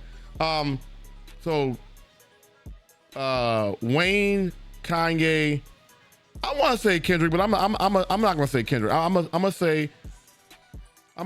still say Big L because Big L to me, if like he was an artist, he just died early. He just died at a young age. Yeah. Like I feel like, but I feel like the hardcore style of his music was vicious. It was dirty, but he lived that lifestyle. He just died early. And Nas is in there. If we're talking about, because the question was favorite, right?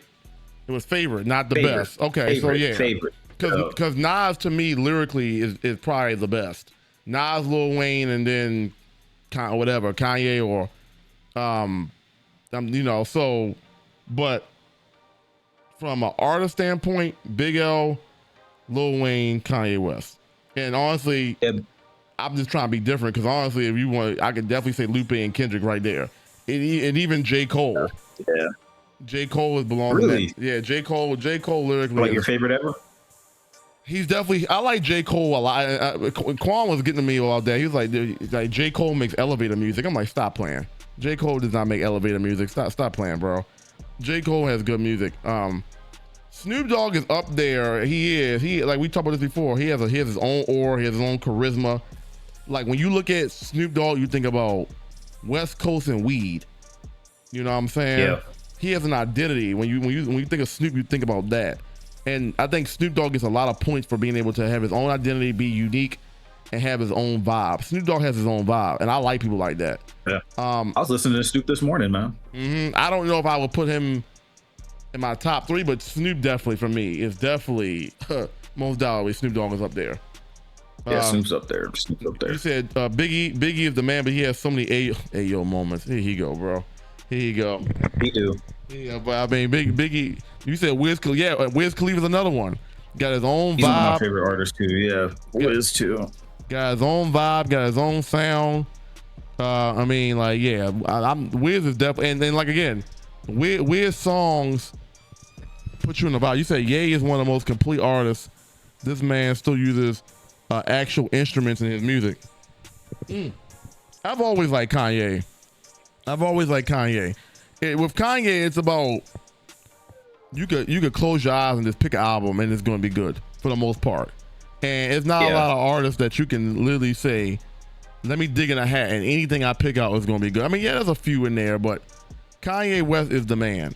Lil Wayne's the same way. I mean, like I said, I haven't been like too much of a fan of his more recent stuff, but you can put Lil Wayne mixtapes and his albums in a bag, in a hat, and just pick anything, and it'll be a good listen. And it's not a lot of artists like that. There are a few artists that have had some slip ups or some albums that's like, you know what I'm saying? But you know, these guys, you can pick anything and it'll be good.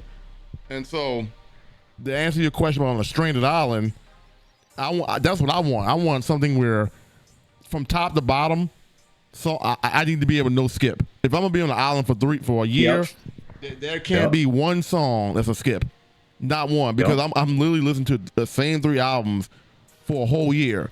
It better not be no skips, and it gotta be some music that's gonna have me like thinking I'm stranded on this island, but everything will be okay. I need some music that's gonna make me see the bigger picture. Like it's not as bad. And so that was great by you for the answer that you gave. Let me double check. Do we have anything else? We do. Okay, hold up. They loving you today. You got a lot of questions in, Stilo. I'm so glad. Appreciate y'all. I'm so glad because I didn't even know you had signed up. Sejan was telling me Stilo sound like Stilo. Like, okay, I didn't know you even wanted to be back on the show. So, and I'm glad that you are, because this is great. This is also from Anonymous. If you could build your own basketball team with the current roster, who would be on your team to defeat the Hall of Fame legends with the current roster of NBA right now? So current generation to beat the older generation is basically what I'm getting from that. I don't watch as much basketball as I used to, if I'm just being completely honest. But you know, if I'm going with some of the greatest players of this era, I mean, can I pick LeBron? Like, what era is LeBron, right? I mean, he's that good. That's true. Like, LeBron is just that good, right? You know, like, where do you place him? So I mean, I gotta go LeBron for sure. I think LeBron has a solid argument as the GOAT. I know most people won't say that, but I do think you can make an argument for Bron. I won't say that. I know that for a fact. In my opinion. I think you kind of have to, man, because the combination of durability, longevity, and high level of play is just you just don't see that. You know, it's very hard to find a comparison. That's a fact. In any sport, actually, not even just basketball. So I think he's got to get points for that. But you know, it depends on if you're someone who's peak or if you're someone who's, you know, full resume. It just kind of depends. But yeah, I mean, you got to go Bron. You got to go. I mean, I might be too early on this, but I mean, shit. You got to go Wemby. Oh wow. Okay. He's 7'2". I mean, you place him in the 60s or the 70s, 80s, whatever. I mean, he's an alien in any era. I mean, you place him on the court in the 70s, and he's gonna have a fucking field day. Yeah. Or 80s, 90s, whatever. Who else? Bron. I mean, you gotta go KD. I mean, he's one of the smoothest scorers we've ever seen. Yeah, he's definitely one of the purest scorers. Yeah. What's that? That's 3 positions. I need 2 more. This era, I mean, you gotta go Steph, right? Gotta go Steph. Okay, yeah, definitely. And what I need another big. Antetokounmpo. Who's another? Yeah, I mean, you could go Giannis current gen.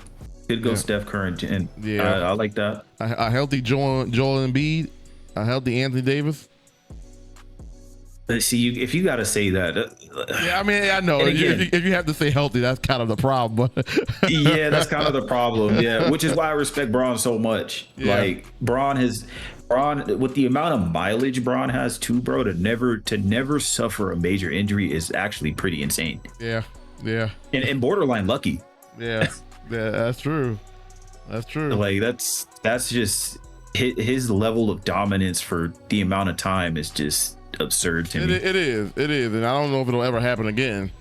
We might not see it. You know, it's crazy. With even with all that being said, I just don't think LeBron is the GOAT. But there's nothing wrong with saying that he's a close to. I do. I think that he definitely, and what you just said, longevity, durability, the production. I mean, I mean, if you play that long, you're gonna have the numbers. But I do think I give him, like you said, I think his biggest value is the longevity and the durability, and more so the durability because that helps the longevity. So yeah, I think that's probably his biggest asset. I mean, because we already know he got the passing skills, he got the finishing at the layup and all that. We know he got all that, but I think the durability to be able to drive to the hole as many times you did, take the contact, and still be able to play in three different decades. It's crazy. It's absurd. Yep. Yeah, it's absurd. So yeah. And was the man from day one. Oh, the Knicks actually won? Wow. The Knicks win. Yeah. The Spurs. What was the final score? The 1 point game? I spoke 106, 105. Yeah, well, Spurs blew or that. 107, 106. Sorry, 107, 106. Wow. With the lead that the Spurs had, they blew that. They blew that shit. That's crazy. Well, yeah, the series might be over, Coach. But yeah, so that might be over. And that was the Spurs' chance to win. I don't think he went in 3 in a row. What was I going to say? I lost track. What was he talking about here? But yeah, we saw LeBron. Okay, yeah. But no, I like your lineup. So I guess you can pick and choose. Okay, you never gave me a power forward. I'm sorry. Because we were talking about if they were healthy and all that shit. I think Giannis. Yeah, Giannis. We went with Giannis. Okay. Yeah. All right. So take that. So Steph, LeBron, KD, Giannis, and Wemby. Okay. That size is crazy. That size is ridiculous because KD size is. KD playing small forward and he's almost as tall as fucking Giannis. That's crazy. And ain't nobody. Yeah, and then you got the best shooter, and then you got that lineup could definitely go against Hall of Famers, for sure. I think so. Sure, you're gonna put in there maybe Hakeem Olajuwon. You gotta put somebody like that on Wemby. Who guards Giannis? That's a good question. I mean, I like Shaq, but are you really putting Shaq out there with Hakeem at the same time? I know it sounds dominant, but like, is that really like? I don't know. I mean, how would Shaq be as dominant with Hakeem being there? I don't know. I mean, I guess he would get single coverage though, but against that's fair. Against Giannis and against I mean, I know Wemby's tall, but Shaq could buy up Wemby because Wemby just is a slender guy. Shaq would have his way, at least bullying him. Okay,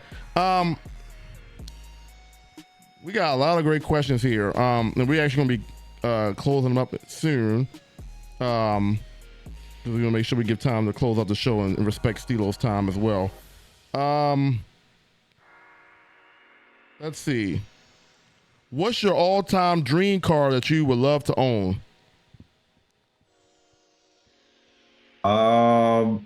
That changes all the time, honestly. Okay. It changes pretty often. You still got that Stinger? No, I don't actually. Oh wow! But that was the car that I wanted. That was like my attainable quote unquote dream car. So I ended up getting it. Okay. Okay. And then it got totaled, and now I drive a different car. Wow. But dream car. Well, I'm glad you're good. I mean, I don't remember you. Was you in the car? Yeah. This happened a few months ago. I'm good now. Yeah. Oh, this was months ago. What? Yeah, this was months ago, man. Yeah. Oh wow. Well, I'm glad you're good. What the fuck? Physically, I'm good. Yeah, I'm good. Yeah. No hearing pains or anything anymore. I'm good. So that's good. Yeah. That's good. And dream car. I don't know, man. I really don't know. There's so many cars in my head. I can't pick one. I'm really into Ferraris right now. I've been playing Forza. I've been driving a lot of Ferraris. Okay. Okay. I really like the F40. The F40 is a nice one. Get a nice red F40. I think that's the way to go. So, yeah, I think right now that might change tomorrow. Right. But yeah, that's a nice little classic model, man. You know, that they're limited supply. They didn't. I think they produced them for like 8 or 9 years, so they're very hard to find. Yeah, I just like that classic look. They just remind me of like a retro feel. I really like the F40. Okay. And for mods, can we close the questions up? All right, we got a few here though. We got some good ones still here. This is a really good one.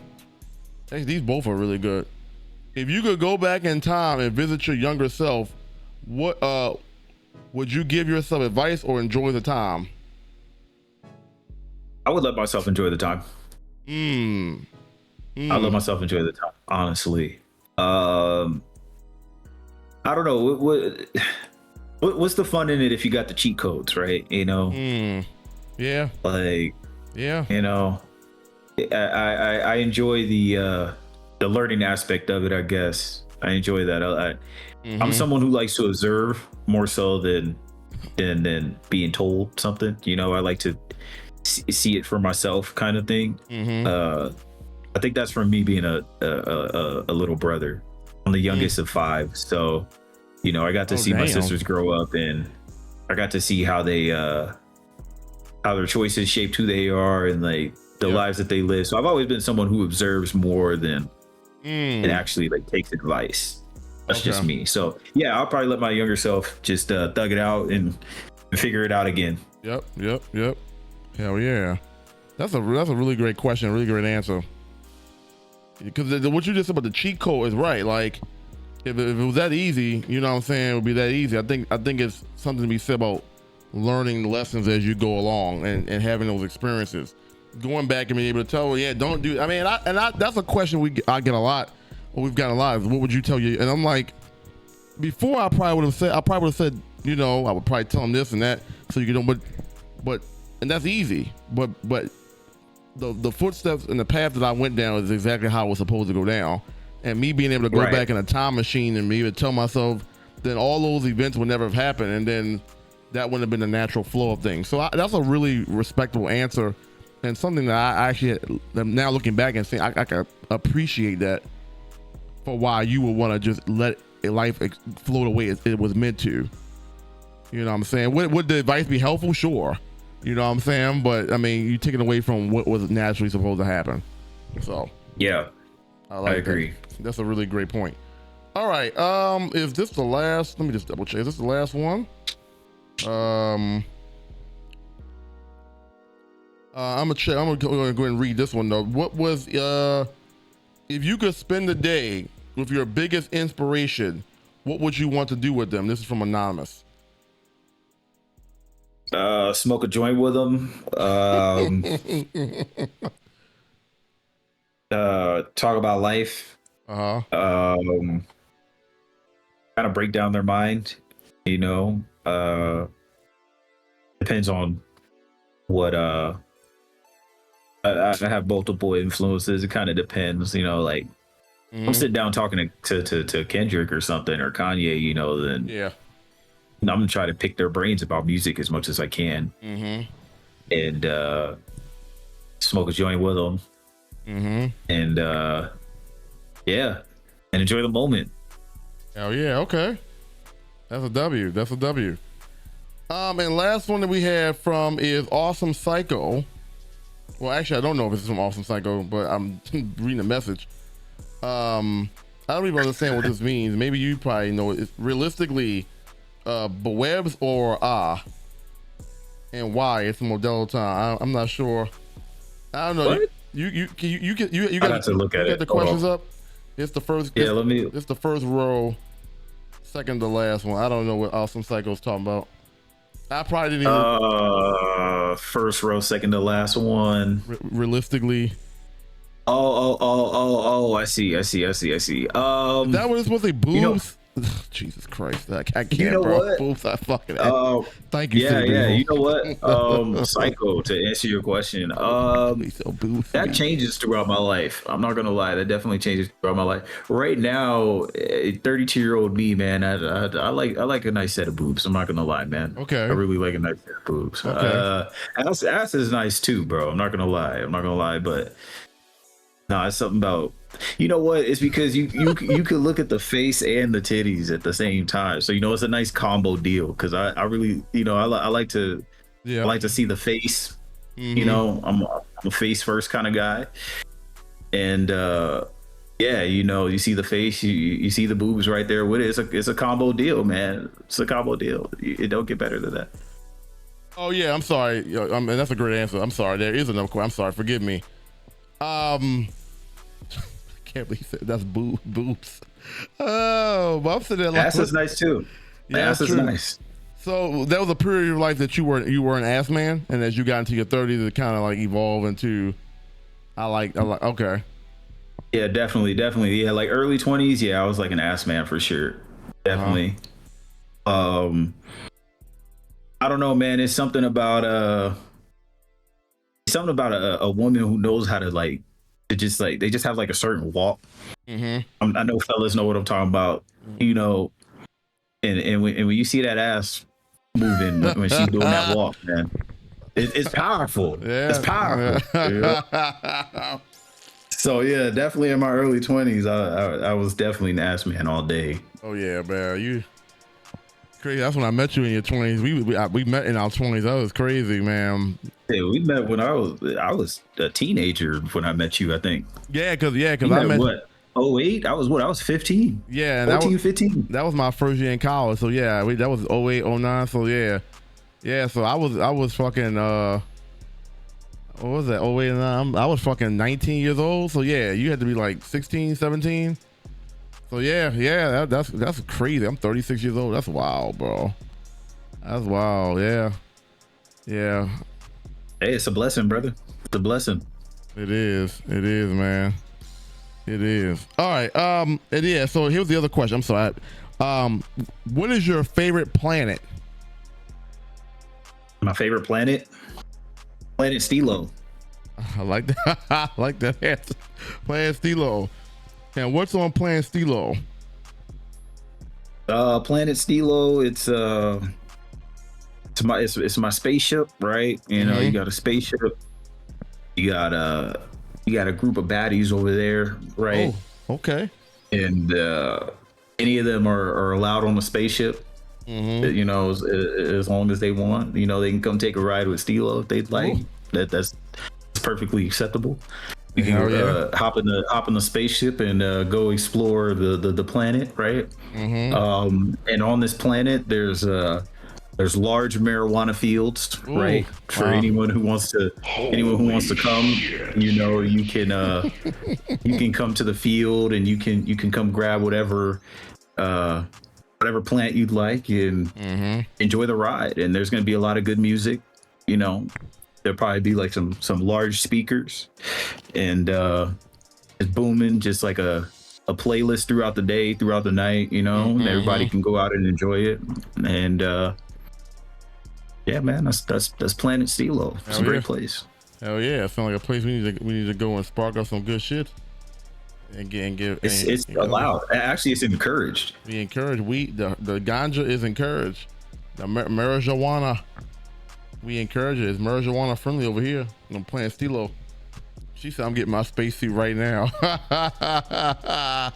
she get her spacesuit right now, flying to Planet Stilo. Hell yeah. She said she want to be one of the baddies. Hell yeah, well, she'll act like in the trash. She wants some. All right. I did want to get your thoughts on because I want to get your thoughts on today's scene, and maybe however you want to answer it.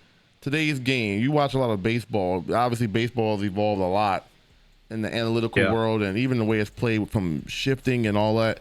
But just in the various sports, how do you feel like today's sports have changed from now from back then till now, even like 10 years ago, 10, 12 years ago to now? Yeah. I think you're seeing it across sports, man. We're seeing the evolution of just science, honestly. Athletes are able to do things more consistently than they were able to, 10, 20 years ago. Mm. And particularly in baseball, there weren't too many guys that were throwing 100 20 years ago. You had maybe one guy, two guys, they were throwing 100, and they'd come in, they'd close the game out, maybe throw 15, 20 pitches, call it a day, But now you got guys like Jacob Mizorowski, who is a starter, Yep. and he's throwing 105 consistently, and he's doing that 80, 90, 100 times, which is insane. You just didn't see that back in the day. We're bigger, we're faster, we're stronger. And I feel like the rules need to be able to adapt to that, of course, which baseball's done a good job of, I think. Basketball has done a solid job at that as well, with like the shot clock and all of that. They if you get a rebound, it doesn't reset to 24, it resets to 14 now, things like that.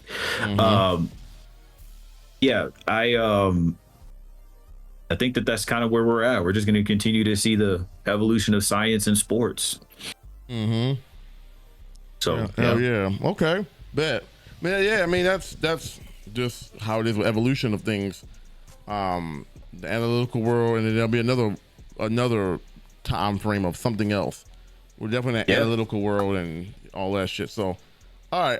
I did want to touch on I know you stream casually, but what do you see? What are you trying to do with your content on stream? Is this remain casual, or any plans with it? And then also talk about your streaming setup. Yeah, very, very casual. I do it mostly just, looking for something to do. Haven't done it in a while. I'll hop on, I'll stream. Usually I'll stream MLB or finals or whatever new game is out. Like I was streaming Resident Evil earlier this year when it came out. That was a lot of fun. Do co-streams with Dion sometimes. So we were playing this game. It was called I've seen y'all playing Little Nightmares or something. I forget what it was. Little Nightmares 3, I think it was. So that was like a fun co-op game. So just trying to help Dion out there and do a co-stream with him thing. So very, very casual for the future of my Twitch. What am I trying to do with it? I'm just trying to have fun with it. Just trying to have as much fun as I can. If I'm trying to play a new game and I think it'll be more fun to interact with people while I play it, then I'll get on and I'll stream. And if y'all want to pull up, come hang out with Stilo. We'll chat. But other than that, very, very casual. Okay, that's fair. I did want to pick your brain before we get out of here. So you went through that whole podcasting phase with Mike and Hassan. I meant to mention this earlier. What have you learned from all of that, the podcasting journey? Were there any lessons or anything outside of the fun y'all had? What did you gain from all of that?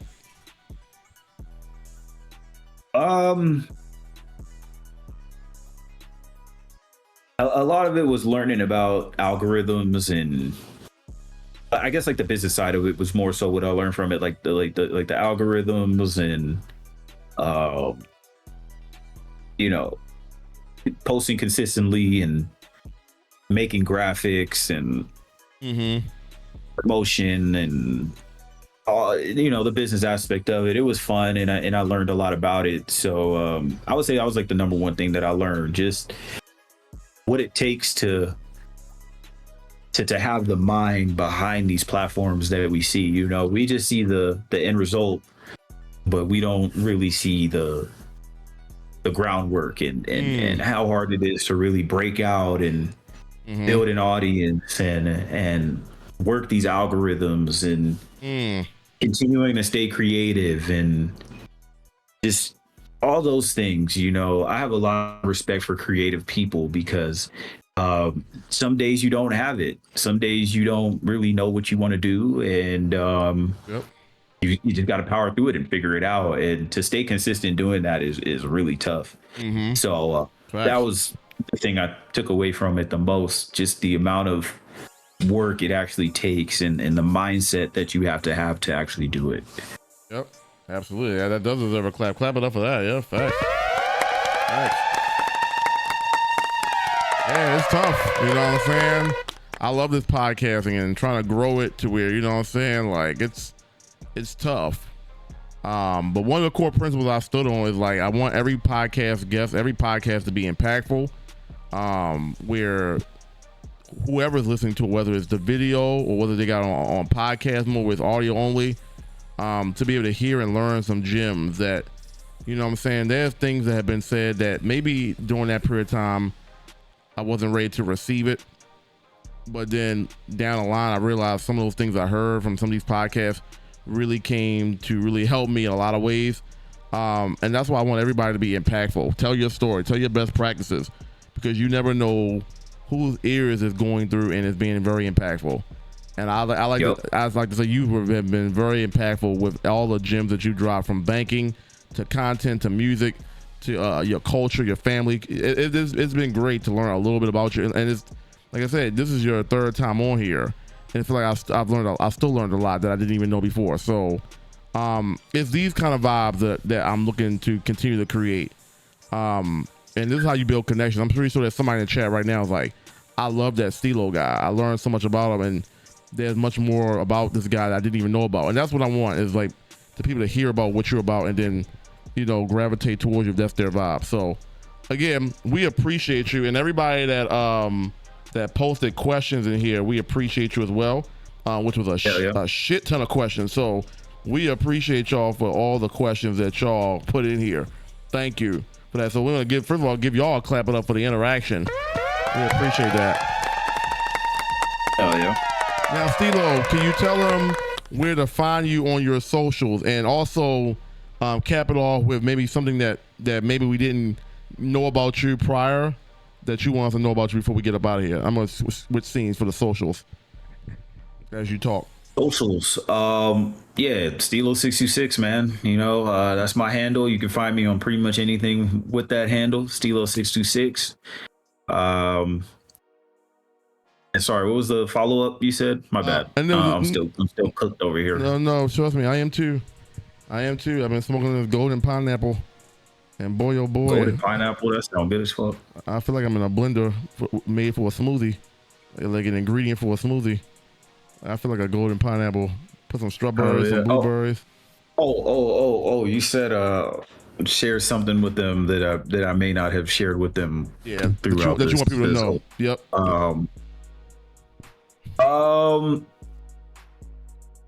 Yeah. Chicken seconds. Chicken seconds. That's funny. Something you guys may not know.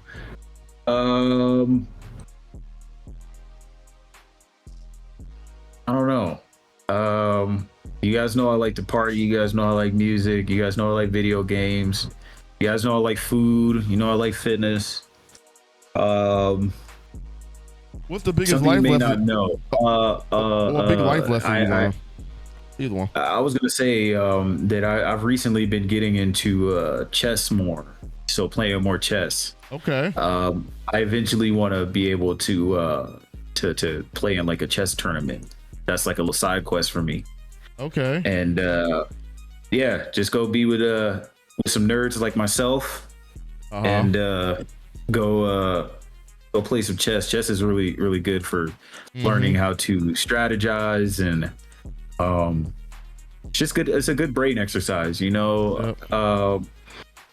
Like I said, you guys know I work in banking, and I work with a lot of older clients, and some of them are starting to lose their mind in terms of just like they didn't get enough reps in when it came to stuff like that, you know, like chess and just doing like puzzles or any type of, you know, crossword, whatever you do to, you know, keep your brain sharp. So chess is just another way to do that. It's also fun. I'm also very competitive. And putting it in a tournament setting will fit right into that.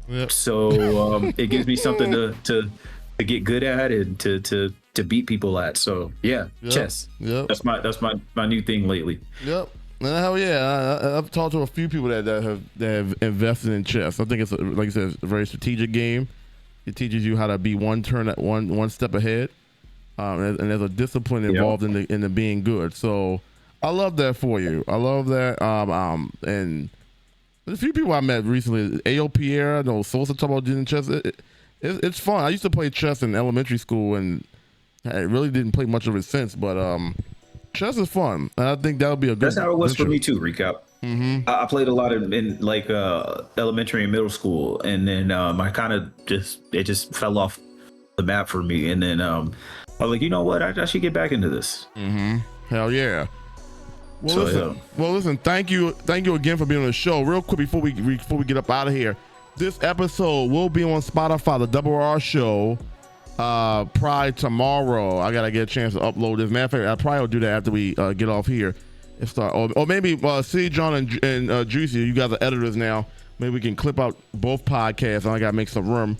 But check out the podcast on Spotify, Double R Show. Make sure you join our Discord. We can get a command Discord. This conversation was so great. You guys gotta take a listen to it again. So it'll be on Spotify. And make sure you follow us on Patreon, patreon.com/RetroRecap if you want to support the streams more.